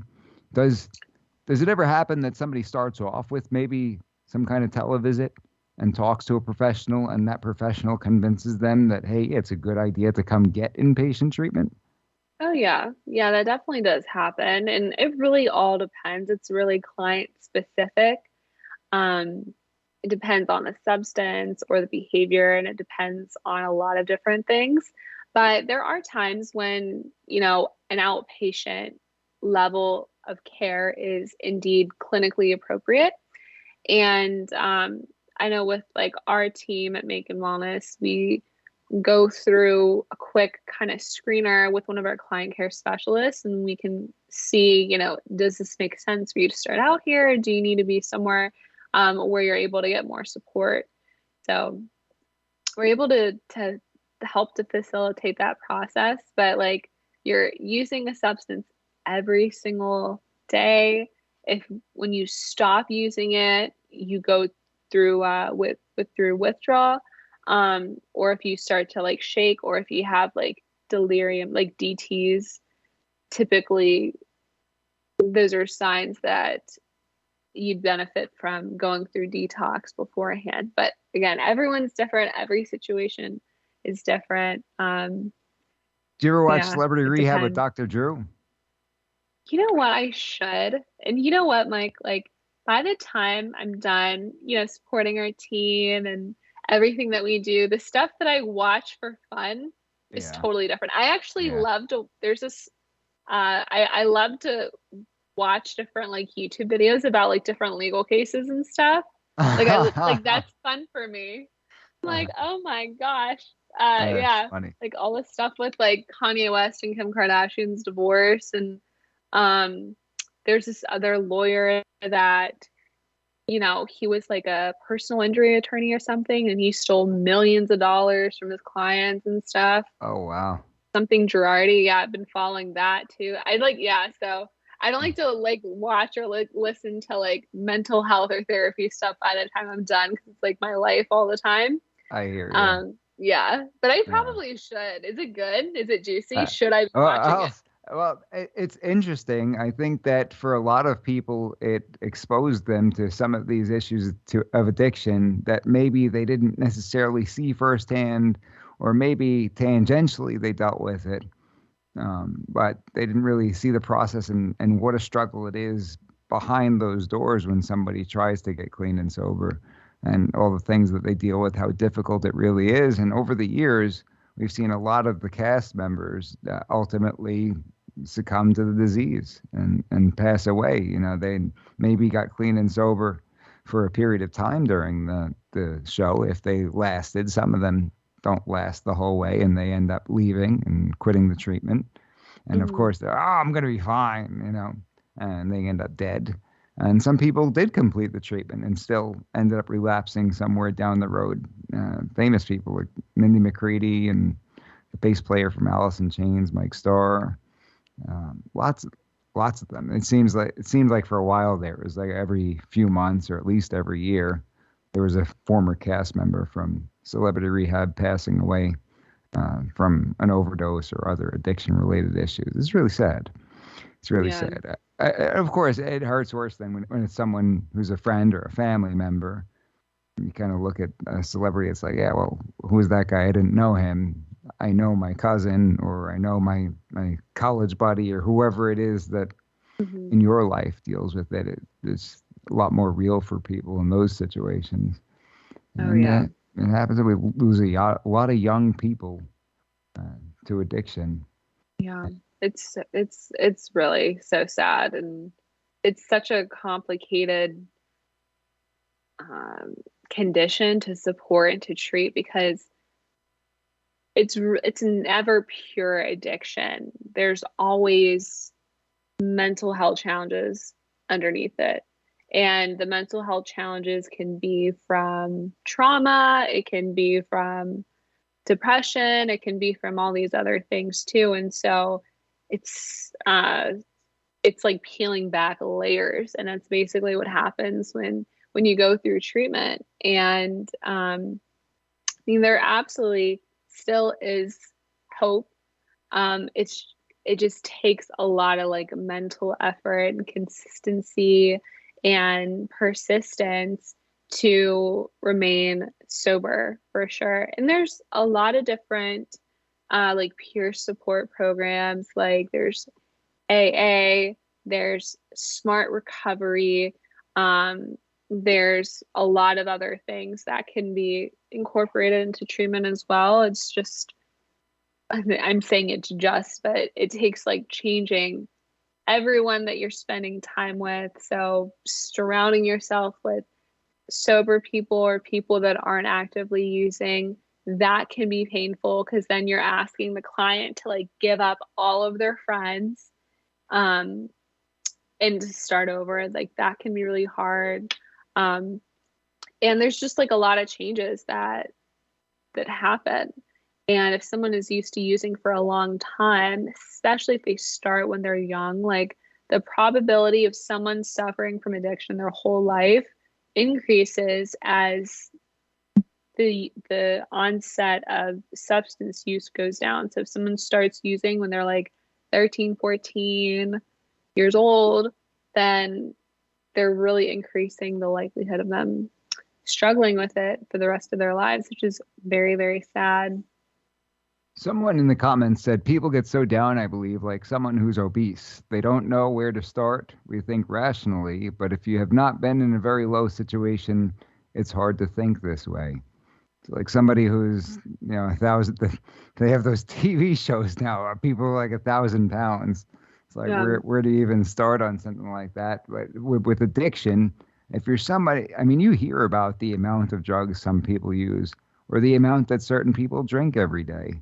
And it's just mind-boggling. It's like, how are you still living and breathing at this point? And for someone who's in that situation, I guess not knowing where to start is there really the same place to start as it would be with anybody, though. You show up at that front door of the treatment center, and you got to check yourself in. Is that the same first step for everybody, no matter how deep you are? Well, showing up for treatment, for sure. Well, actually, even before then, number one is admitting like to yourself that you have a problem. And many times that's the hardest step, is to get yourself out of, like, the person to get out of denial and admit that they actually have an issue with whatever substance is the first step. And then the second step is seeking out help, whether, it's a detox center or like an addiction treatment center or like addiction outpatient treatment, like what we do at Make and Wellness. The other thing to consider too is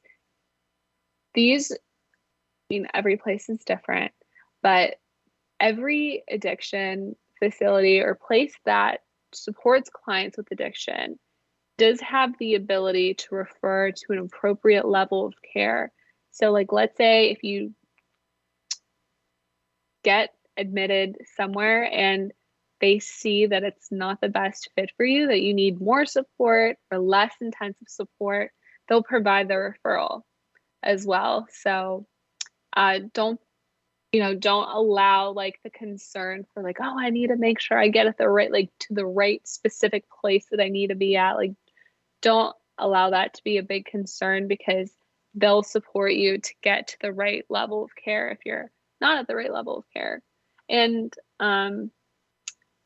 it's like, even if you are, if you happen to be like a therapist or a psychiatrist or psychologist, and you are able to diagnose other people, you can't like diagnose yourself and like know exactly, what level of care is the best. And even if you go on Google, I mean, that's only going to help you to a certain extent of like, what level of care should I be at? Like, and if you don't know, where to go, and, you can always call our team or check out our website at makeandwellness.com. We have several incredible providers who specialize in addiction that are here to support you in your recovery journey.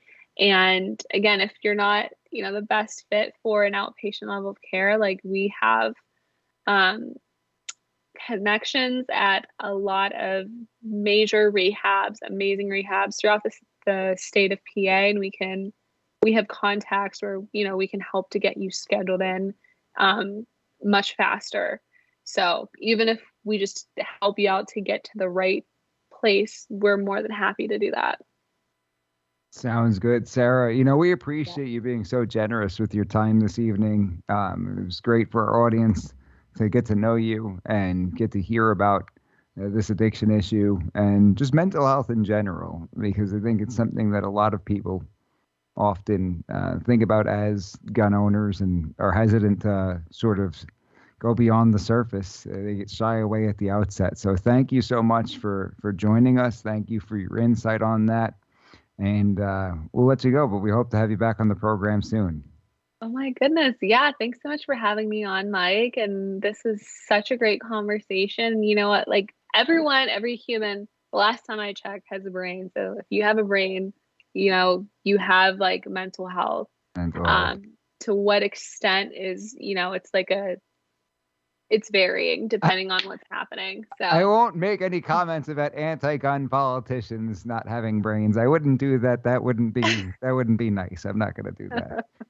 My audience knows I'd never make jokes about anti-gun politicians not having brains. Never. But thank you so much for joining us, Sarah. Ladies and gentlemen, Sarah Macon, give her a hand. We appreciate you joining us. We'll have you back on again soon. Was that Liberty? Of course. Have you made your Liberty? I said thank you. I said thank you, Sarah, and I wish a lot more therapists would go on fact and not feelings, like Sarah was saying. Oh yes.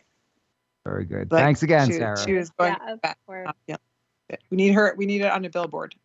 That's not we'll make it happen. All right. Bye, Thanks, everyone. Sarah. Take care. Yeah. For those of us just tuning in, you're listening to Mike G in the Morning with The Law Matters, only on the Freedom Station, WFYL. So, what have we got in the comments here? We got no Philly Chris here today, so appreciative of our guest joining us. Do we have anything else on the agenda from Liberty or Russ, the producer? I haven't heard from Russ producer in a while. Is Russ, the producer, still alive? No. No, I'm not. I mean, the only thing that we have in the doc is this moment from Nancy Pelosi, and this video where CNN done goofed. All right, well, bring it up. Okay. Which one do you want Nancy first? Pelosi was quite interesting. Which one do you want first? Hit me with whatever you got.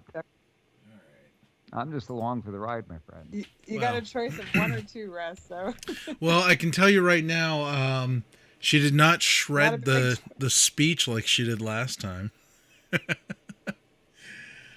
Yeah, right, well, she did some odd thing with her hands, and nobody can figure it out. I have yet to hear an explanation. If somebody explain why she. Do we want to call a guy and catch him off guard, Russ? If I give you a telephone number, you want to catch him off guard and just bring him on the air?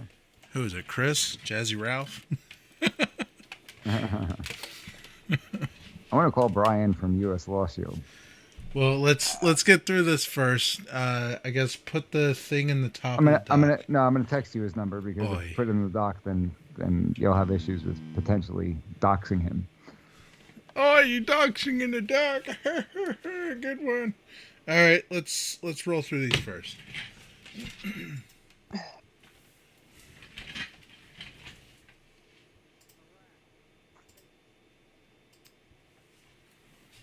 See what you got, Russ. Pay attention to the Nan. In Afghanistan face many dangers. One being stationed at bases breathing in toxic smoke from burn pits.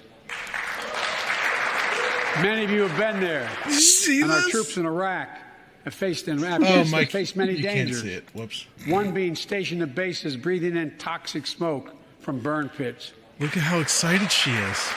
Many of you have been there. The weirdest. And our troops in Iraq have faced in Afghanistan face many dangers. It's on loop. Well, what is that? What's going on? So he was talking about helping veterans or something. So he was talking about helping veterans or something, and she stands it seems like it's a timing issue because if he's talking about helping veterans, but then talks about how they were severely messed up, it looks like she was standing up just in time to applaud them being severely screwed up. And she held herself back, and that's why she got that little knuckle rub thing going instead of a clap. That's what seems to have happened there. I mean, that's how I assess the situation. Let the lawyer figure it out. Or she was trying to not spread She was trying to not kill the friendly germs by rubbing her hands together and not clapping, because clapping will crush them. What Mike said makes sense because I bet you she saw it coming up on the screen. You know, when he reads it. So she probably looked ahead, and Mr. President Biden reads very slow. So. Yeah. Well, so the overarching theme was helping the veterans, but he decided he was listing the specific horrors that they had to go through. And she just about wrings her hands together like an evil villain. She had faulty timing because she was going to clap for yay, help the veterans, but instead she stood up at the wrong time, was about to clap, and ended up with this knuckle rub.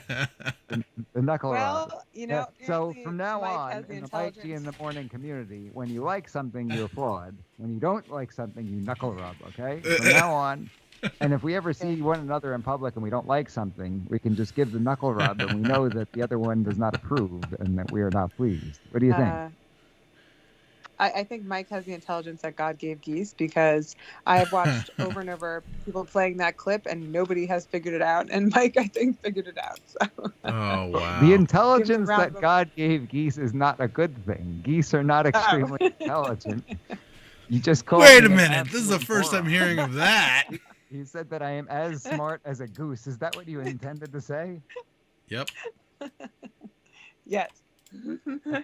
No, I meant. When I say that phrase, when I say anybody who's got the intelligence that God gave geese, I'm saying even very, very stupid people can understand this. Okay, well, you know what I'm saying. I'm incredibly stupid, and he cracked the cake. Okay. Well, you. Well, that's kind of what I meant, because nobody could figure it out all day long. All these channels playing it, and you figure it out in 2 seconds. Well, they don't have the Anyway. intelligence that God gave you. So how about that? Okay. When does Nancy ever? Is she ever gonna? When is she gonna Keel be gone over? from the State of the Union? I'm sick of seeing her in the background, her faces and everything she does during these things. She always makes Guys. All she needs is a scepter, and she's basically Jafar. Nothing? What? Jafar from The Aladdin? guy from Aladdin. Yeah. All she needs is a scepter. A snake one. Mm. Yeah? You guys don't see okay. it? We should. You guys don't see it? Did you see the one where he said Iranian and Kamala mouthed Ukrainian right after? No, I didn't see that one. Yeah. He said that the Russians will never break the spirit of the Iranian people. Oh, no. And people were saying, well, technically he's correct. I'm sure all the... The Russians will not break the spirit of the Iranian people. And somebody else said that people in Iran were looking outside their windows for the tanks and stuff like They're that. like, saying, what? wait, the Russians? This What? is to me. The Russians are coming. The Russians are coming. Pretty much. Oh, man. Okay, Randy's so... taking off. Feel better, Randy. Feel better, Randy. Give him a hey now, Russ. Hey now. Did I do it right? Feel better. Yeah, that was very good. I think really Yeah, that was Chris- pretty good, Russ. Hey Feel now. better, Randy. Don't ask me Good to night. do your outro. Already? No, Already? I said don't ask me to do that. Before you leave, I have So- to give a shout out to a shelter in Ukraine. But that's for later. Did you guys see this one where Billy CNN Chris goofed? did that. I love Oh, when Lord. Billy Chris did my intro word for word. Oh, He sounded man. like Brick Tamlin from Anchorman. He was like, greetings to our loyal WFYL listeners around the world. Yeah.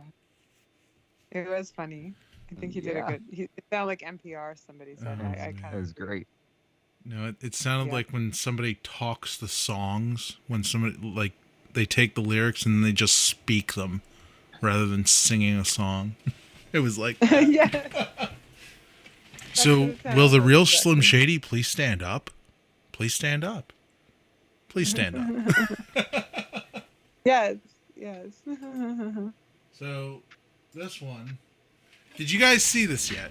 Please tell me you saw this. Hey, I hit pause! Pause, you idiot!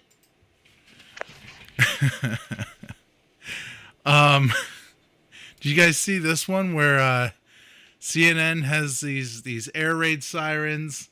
Oh yes. I'll just let it speak for itself. Yeah, I saw it. So they're panning over the shot of Ukraine's capital, and they're doing the air raid siren, and here comes Applebee's.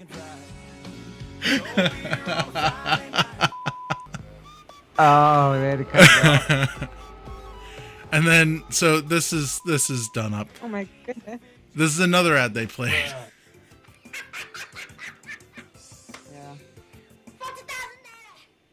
Yeah.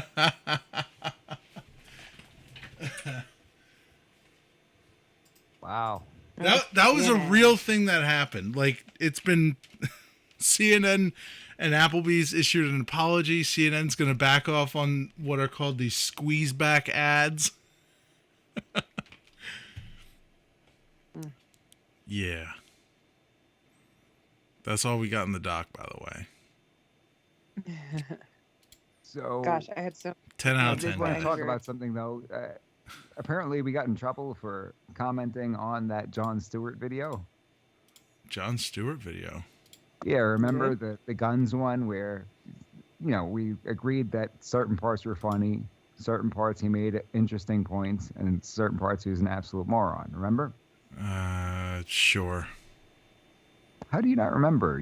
I don't watch went on Jon this Stewart. long- I don't even know who he is. I know he's a talking about? comedian, or You he's sat supposed to there and be. watched a 10-minute video with the guy on the air and made commentary about his Listen. ending where he said, in response to women arming themselves, go F yourself. Remember that guy.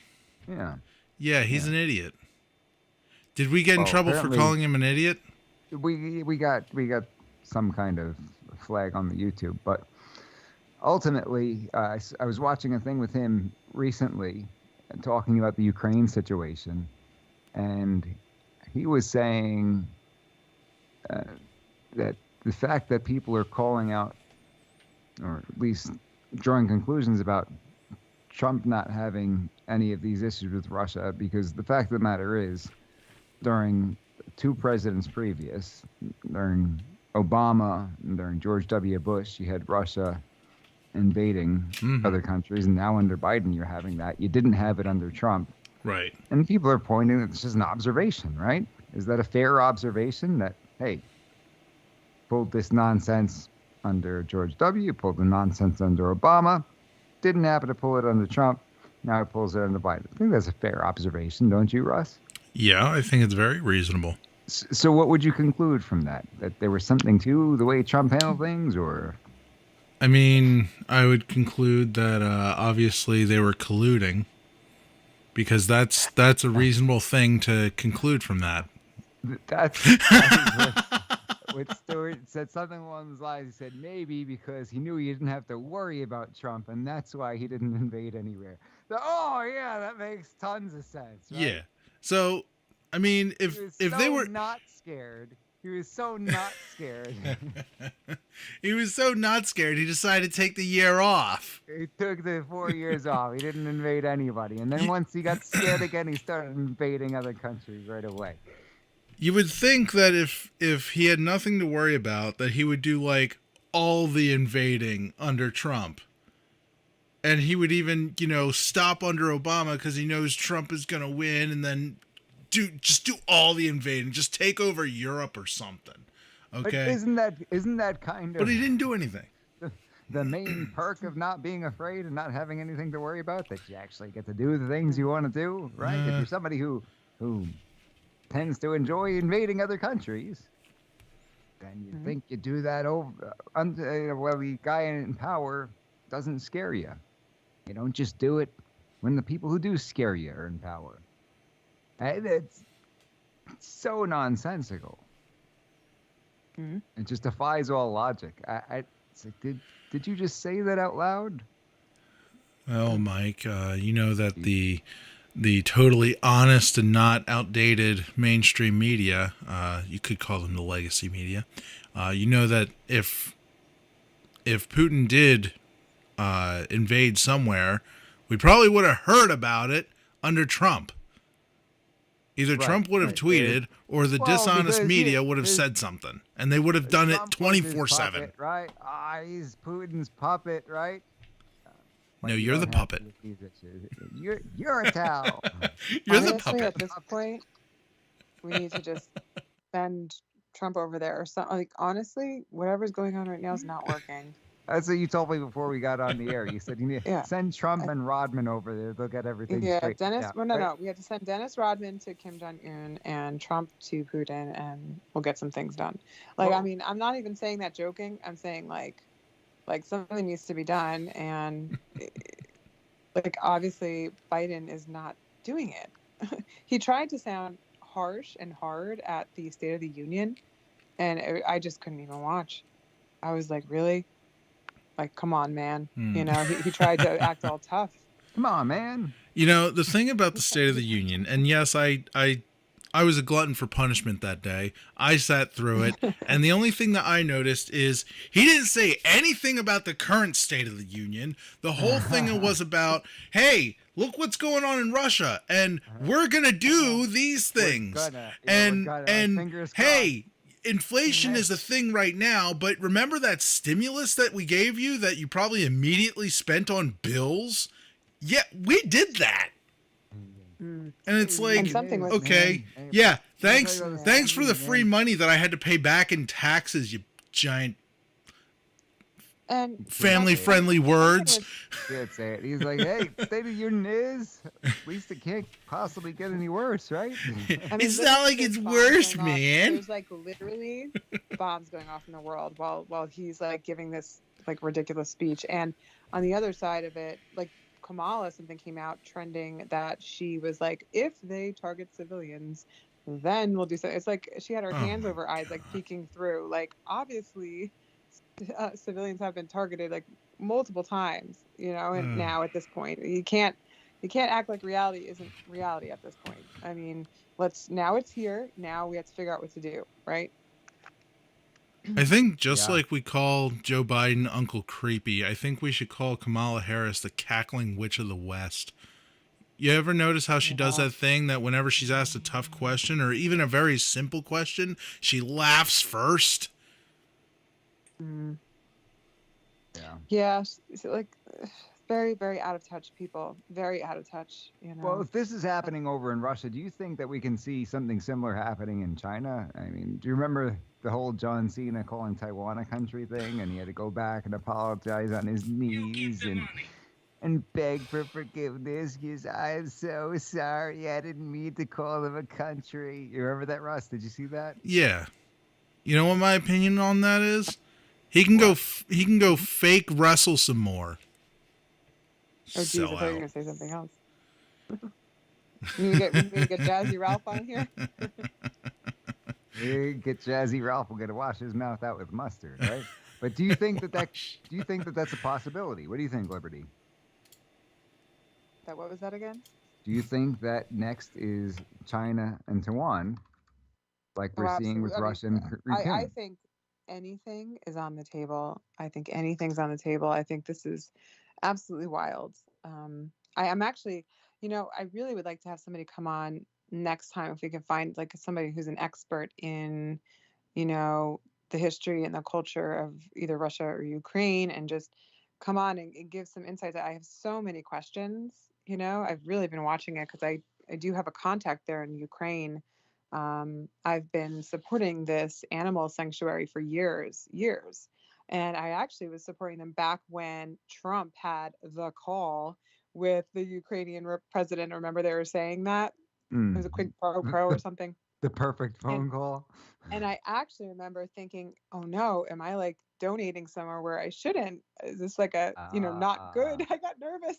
And I remember, so anyway, what happened was I stayed in touch with them over the years, and her name is Alex, and she runs this shelter called Shelter Yugolok out there in Ukraine, and they desperately need help. She was literally hiding in her basement with her daughter. And I put the name in the comments because they really need help. And she's right there. I mean, she's posting updates. She's private messaging me and telling me what's going on. And they're in trouble. She's in the town that begins with a K. I'm trying to think of the name. That was overtaken by Russians. They're surrounded. And she lives there with her daughter. And then she has 2 sanctuaries in the other cities. But anyway, so they need help. So I put the name, if anybody wants to donate, it's Shelter Yugolok. They have like hundreds of cows, pigs, dogs, cats. They rescued a lot of the ones that were left behind from people who fled. But she literally told me privately that she's not leaving without the animals. And that, you know, a lot of people would not agree with that, but definitely takes courage. I mean, you know, that's her lifelong journey and what she's done with her life. So now she's there, you know. I just find it sad, you know, when you actually have a connection and a story there, you want to help the people really bad. And I don't know what stops this, you know, like where this is going to go to. And there's that convoy going right into Ukraine and it's stalled.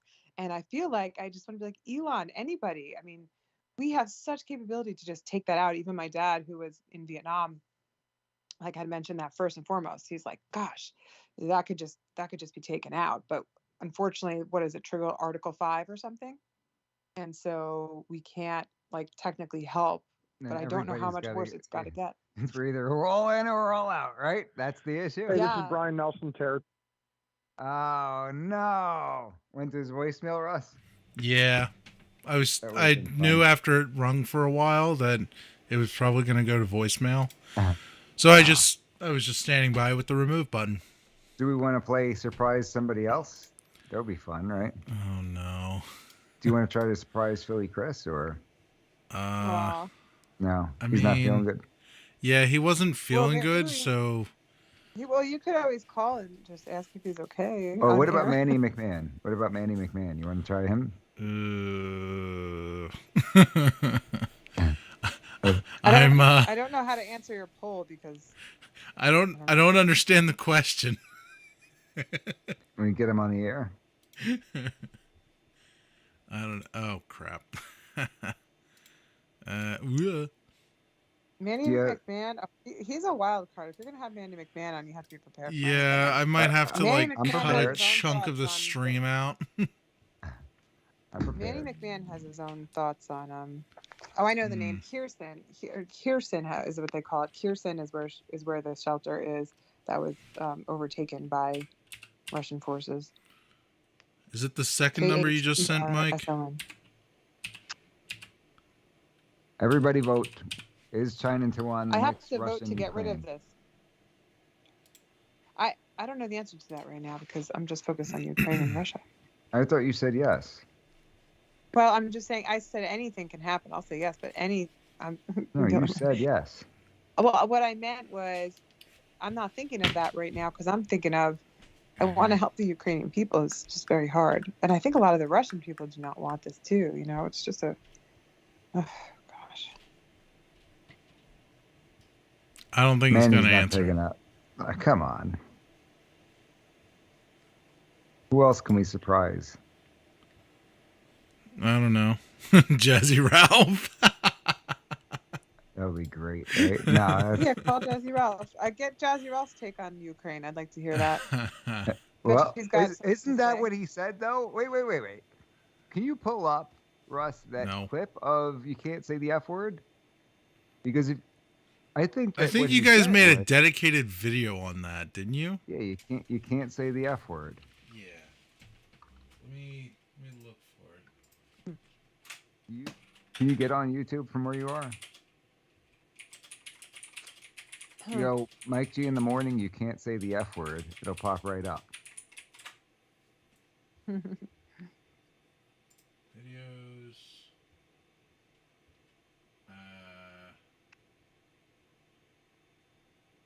It's actually not popping right up. Maybe I did it wrong.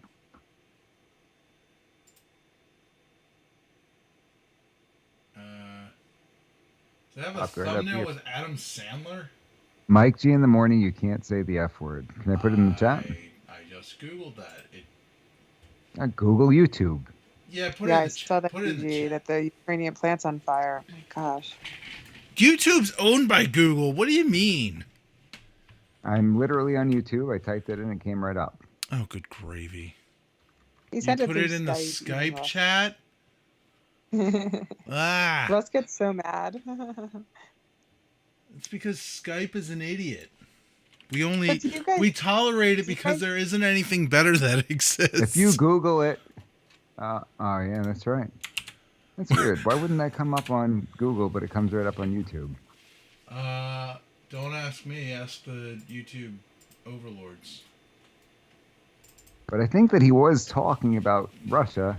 Whoa, Jazzy Ralph? Yeah, Mike, what are you doing? Bring him on. Jazzy Ralph. Ralph. Hey, don't use any curse words. We're on the air right now. We're live streaming. We're going to give you a call, all right? We're going to have Russ give you a call and you can come on the program. Sound good? Let's see him, though. You should show the FaceTime, maybe. Thanks for the warning, Mike.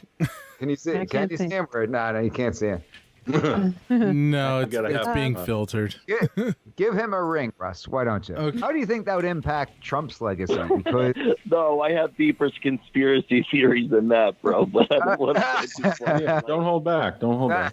I mean, what I would be most fearful for, I would be like having like Russia or China start fucking getting, hacking. Hold on a minute. Uh-oh. Another fine. You asked me for the... You can't say the F word. I'm sorry on that. Words are there that you're not allowed to say. Somebody started drinking already. You're quite proud of this one, aren't you? The bill, Mike? What's that? We're just going to forward you that. Oh, man.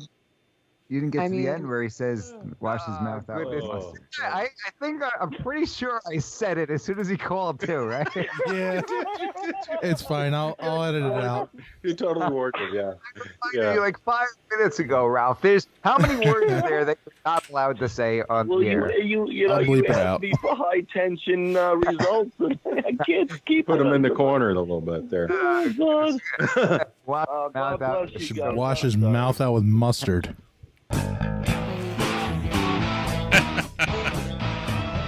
Well, let's just I mean, it's funny what that happened, but it's not funny what's going on now. So Liberty has to rein everybody in there. Okay. I mean, not even close. It's really sad. I'm sending Russ Jazzy Ralphs. Oh no. Let's do it. Let's do call it. him now. Why not? Why not? Wild card. Swear to God, Mike, if I have to edit this. Then edit it. No. If we're past the rogue hour, aren't we? Nobody calls it that. What? We are in the rogue hours. Anything past 1 hour. Excuse me, but Not Russ if we want a just 2-hour tried to- special to air. Come on, man. Russ just schooled me on not being cool. He said, "Oh, who calls it that?" I call it Yeah. that. Rusty Russ. Nobody says cool anymore. They say coral. Okay, I say what I say.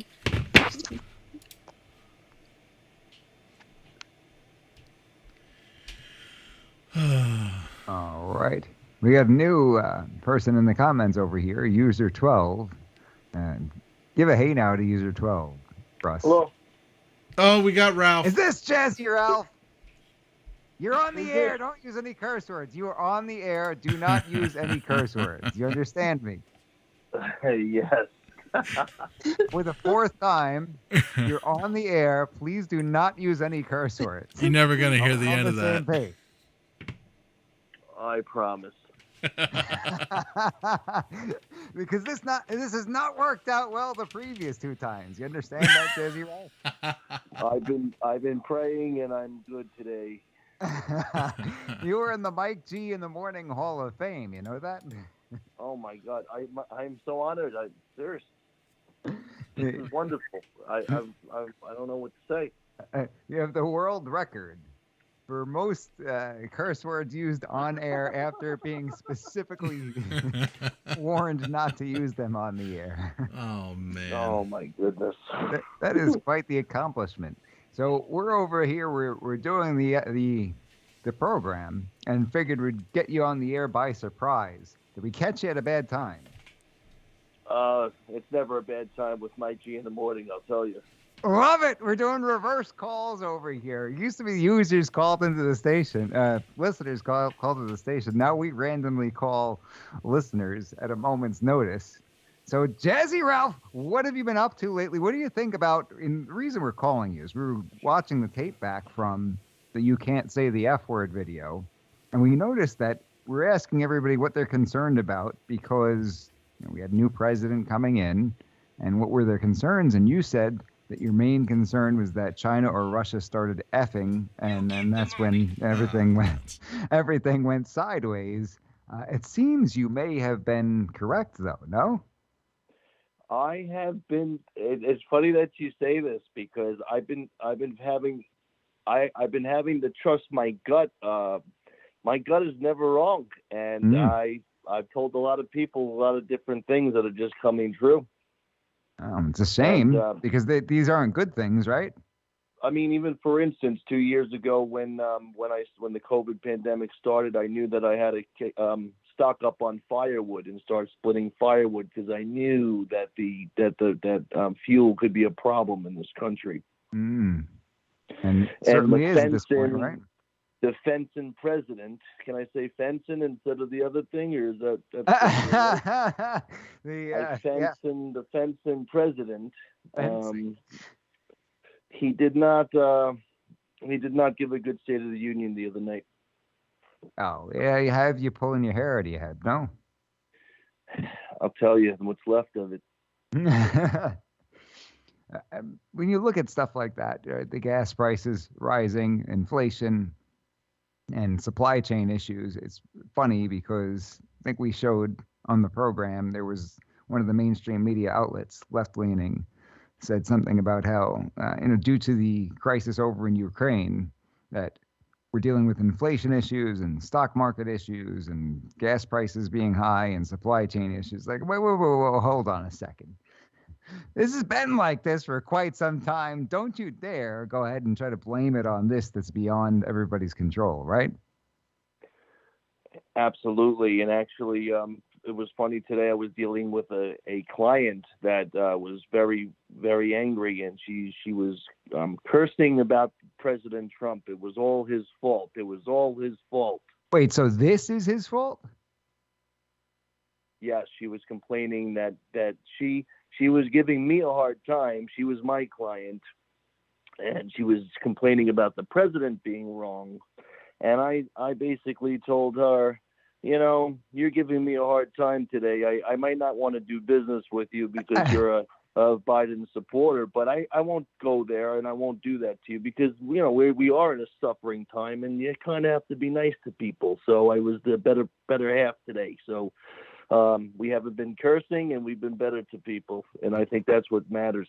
I am so proud of you, Jazzy Ralph. You've said no curse words so far, and you were kind to this mustard-eating knucklehead that you had to do business with. So this is wonderful.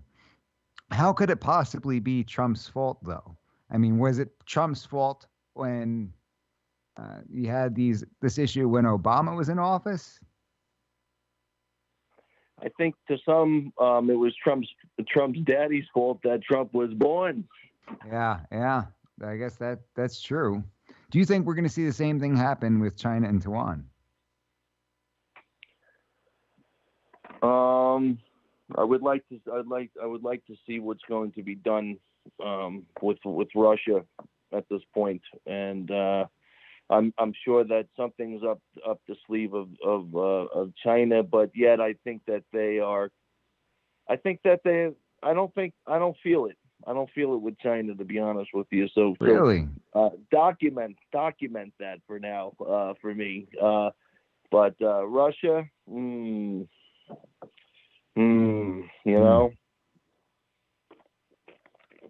there's no telling with him. Did you ever see the movie The Negotiator? No. What was that all about? With Samuel L. Jackson and Kevin Spacey. Well, they had to negotiate. Basically the guy off the ledge. They had to talk him down. Is Putin playing a crazy game that he's threatening to use weapons of mass destruction to get his way? It's concerns to me. Yeah, now it's absolutely a concern. I'm curious as to why you don't see it happening with China and Taiwan, though. If they get away with this, what's to stop them? Because there is that animosity there, isn't there? I don't think China's a takeover type of. I don't get the vibe that they're a takeover country. I think Russia would be more of a takeover country. Well, think about this though. They've been killing female babies in that country for how many years, right? So you've got this vast population of males. You've got this tremendous army. What are they saving it for? Decoration? I think they'd rather not use their army. Yeah. I don't think they're a confrontational country. They haven't been confrontational to us too much, have they? Or maybe well, they've definitely done things that don't benefit us in terms of currency manipulation and things of that nature. Maybe not any use of force, but if they do use force against Taiwan, that's not against the United States of America. It would be a situation that's somewhat in the neighborhood of what we're seeing here. Perhaps the difference is that China is making money hand over fist internationally, right? They've got so much money to make. I think they're taking it to the bank, and that's their focus. Yeah. They're counting their dollars while Russia's taking over their takeover. They're not as clever as China is in different ways, and the United States, I feel we're powerful, but they keep a lot. They keep a lot from us. They keep a lot from us. Yeah. So what is your Defense next and prediction? president. Since you've been so on the money in your previous Mike G in the Morning predictions, what is your next prediction? What is it that we're going to see that nobody else is looking at right now? Is there anything in the front of your mind?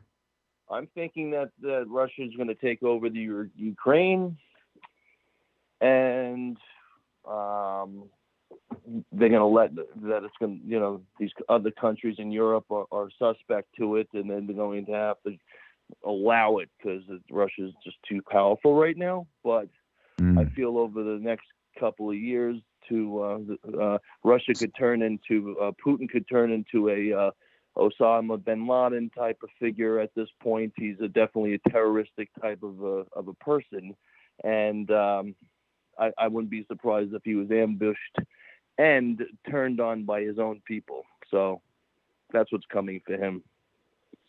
So true or false, this will cause World War III. True or false? False. False. No World War III. Jazzy Ralph prediction. You can take it to the bank. Thank you. This is great. Why? Well, I'm curious why he doesn't think. Because I do. he thinks everybody else is going to just sit there on their hands, right? Nobody wants to see it. He's going to set an example with the Ukraine, and he could have blown up. You see the people that were lining up for the tanks and all of it. He could have just nuked them right away and killed all those people and just kept moving forward. He's going to set an example, but he's going to take over the country. He's going to do that, and nobody's stepping in right now. Why wouldn't they? Why didn't they stop him? Go ahead. I think something about Article 5, they don't want to trigger it. That's why we can't help. But right. I think if they do, the question is, but the question is if they somebody was saying if they go to like Hungary, if they go to Poland, if they keep going, then at some point we don't have a choice, right? And then at that point, that will be the way in. I mean, this is a strange thing, but we have nukes too, don't we? So why can't we just? I know it's kind of childish, but if he's going to threaten it, why is everybody so scared of him? I mean, mutually assured destruction, I guess, right? Yeah, it's too early. What? It's too early. I think, in my opinion, it's too early. But everybody's letting him just have his way. The other thing I could see it going is what if somebody from the inside takes him out? In his country. I mean, I don't know. I think they said there was a little pushback from his advisors, and he was actually angry. So I'd love to be that guy, right? Oh, Liberty, you sent me that video of the one Russian politician who was against going into Ukraine, and Putin grilled him in front of everybody, and the guy was like stuttering and sweating while he was trying to respond to Putin, right? Yes. I'm trying to find it. And the guy looked like he was thinking, I am definitely getting killed for this. That video explains it all because, Manny McMahon was having some, and I don't want to speak for him, but Manny McMahon had his own way of describing what was going on. And he was wondering if there was potentially something that was provoked, like the Ukraine, there's some kind of agreement that Ukraine and Russia had. And I said, but still, no matter what, it doesn't match what Putin has done at this point. It doesn't matter. It's like he has to be held responsible for what he is doing right now.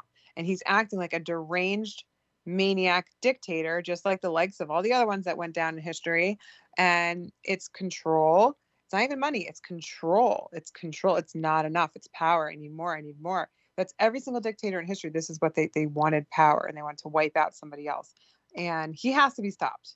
Somebody has to stop him. Why can't we send in Navy SEALs? Something. I mean, I don't know. It just bothers me. We can't do anything.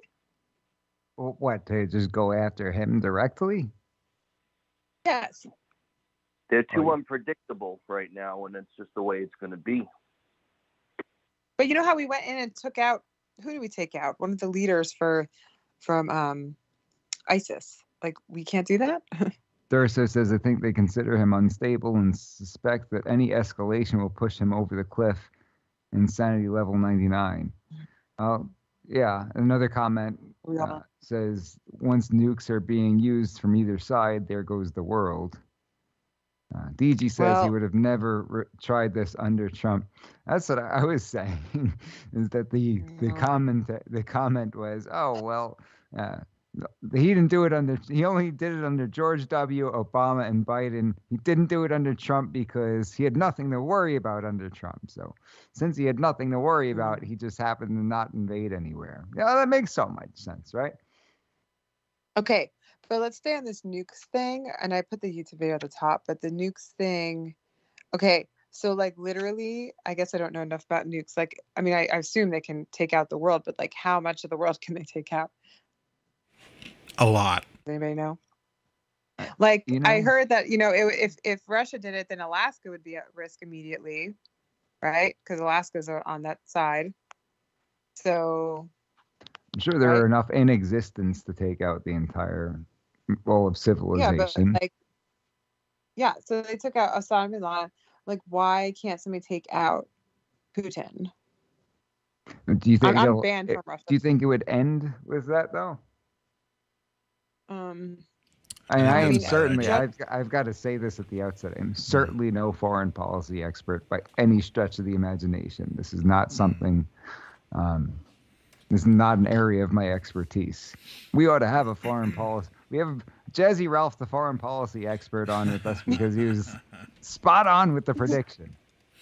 I am spot on, and I'm proud of it. So why aren't they going in and taking out Putin directly, Jazzy Ralph? Why don't you take that one? You field that one.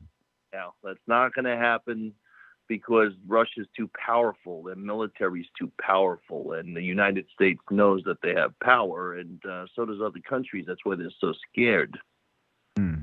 So it's not as simple as, you take him out and then that's the end of that, and there's no more conflict, right? I think it'd have to be a very planned thing. He might have to do what he's doing right now and accomplish it because that's what he set out to do, and it's a damn shame.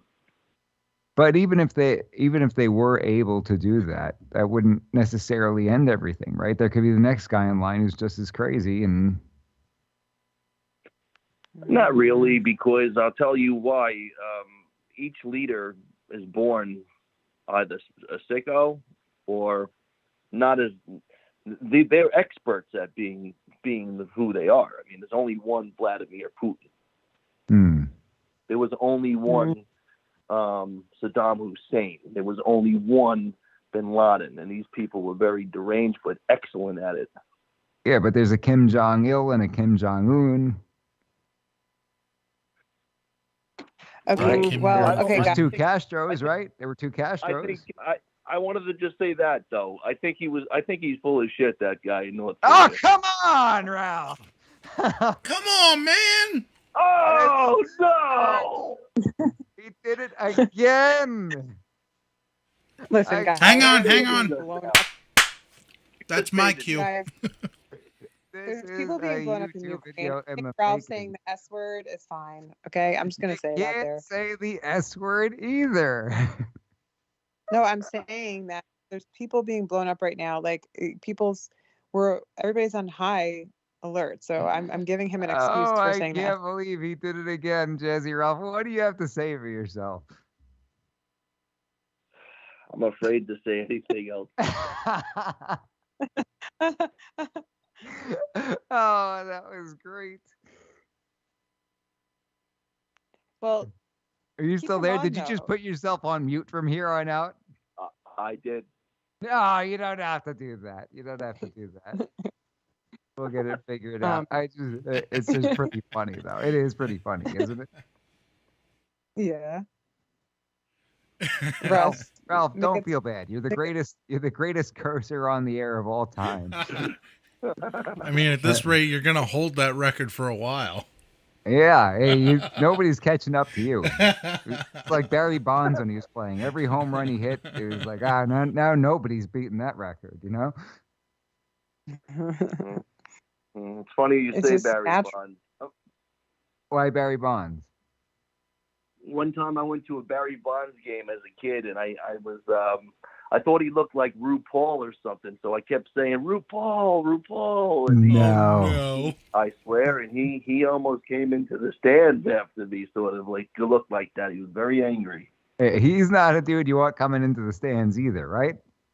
No. He's not a small guy. That's pretty funny. How old were you? I was probably about 12, I think.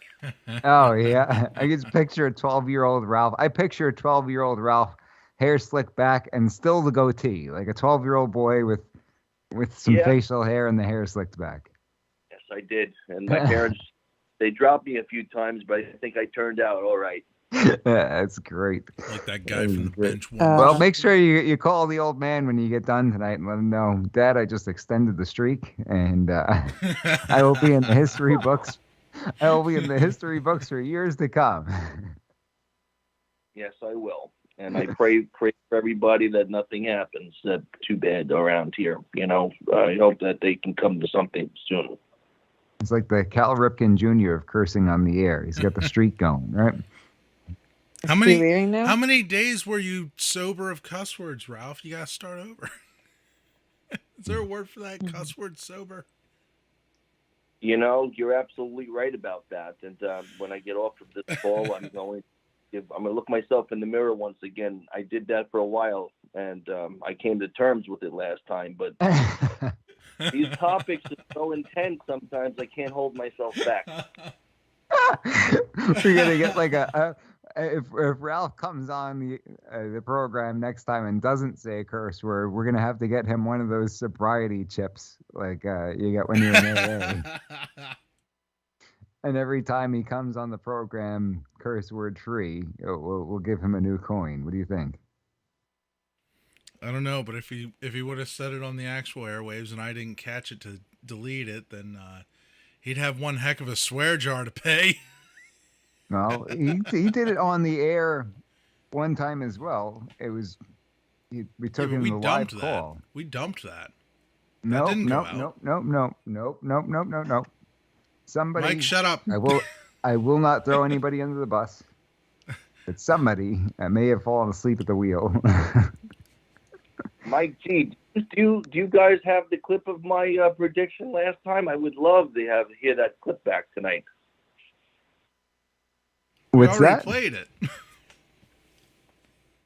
Oh, yeah. We just played it. Play it one more time, and then we'll close the episode. All right, Russ? All right. I'll play him out, Keyboard Cat.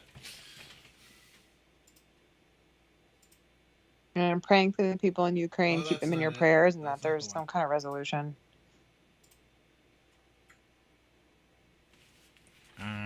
Whoa, what is Ralph? Yeah, Mike, what are you doing? Bring him on. Jazzy Ralph. Hey, don't use any curse words. We're on the air right now. We're live streaming. We're going to give you a call, all right? We're going to have Russ give you a call, and you can come on the program. Sound good? Let's see him, though. You should show the FaceTime, maybe. Thanks for the warning, Mike. Can you see? Can you see him? No, you can't see him. No, it's being filtered.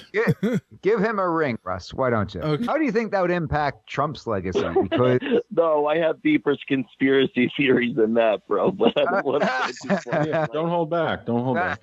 I mean, what I would be most fearful for, I would be like having like Russia or China start fucking getting, hacking the computers. I gotta tell you. Hold on a minute. Uh-oh. Another fine. Exactly. You asked me for the. Oh, man. Say the F word. I'm sorry. We should summon a list of things he's not allowed to say. Everybody started drinking already. We're just gonna forward you that bill, Mike. What's that? We're just gonna forward you that FCC bill. Yeah. I'm sorry. Oh, goodness. Oh. I think I'm pretty sure I said it as soon as he called too, right? Yeah. It's fine. I'll edit it out. You totally worked it, yeah. You like 5 minutes ago, Ralph. There's how many words are there that you're not allowed to say on the air? You I'll bleep it asked out. me for high tension results, and I can't keep Put it him in the under- corner a little bit there. Oh God! Wow, God bless you Should guys. wash his mouth out with mustard. That was a classic. That was a classic. That was. That was great, Ralph. Well, thank you for coming on for the impromptu guest spot. I'm going to close out the program here, okay? Thank you so much, Mike G. That's all the time we've got for today. Stick around for We the People, the Constitution Matters. Pastor David Whitney, Professor Phil Duffy. I'll be joining as your legal analyst. We miss you, Ellie. Daddy loves you.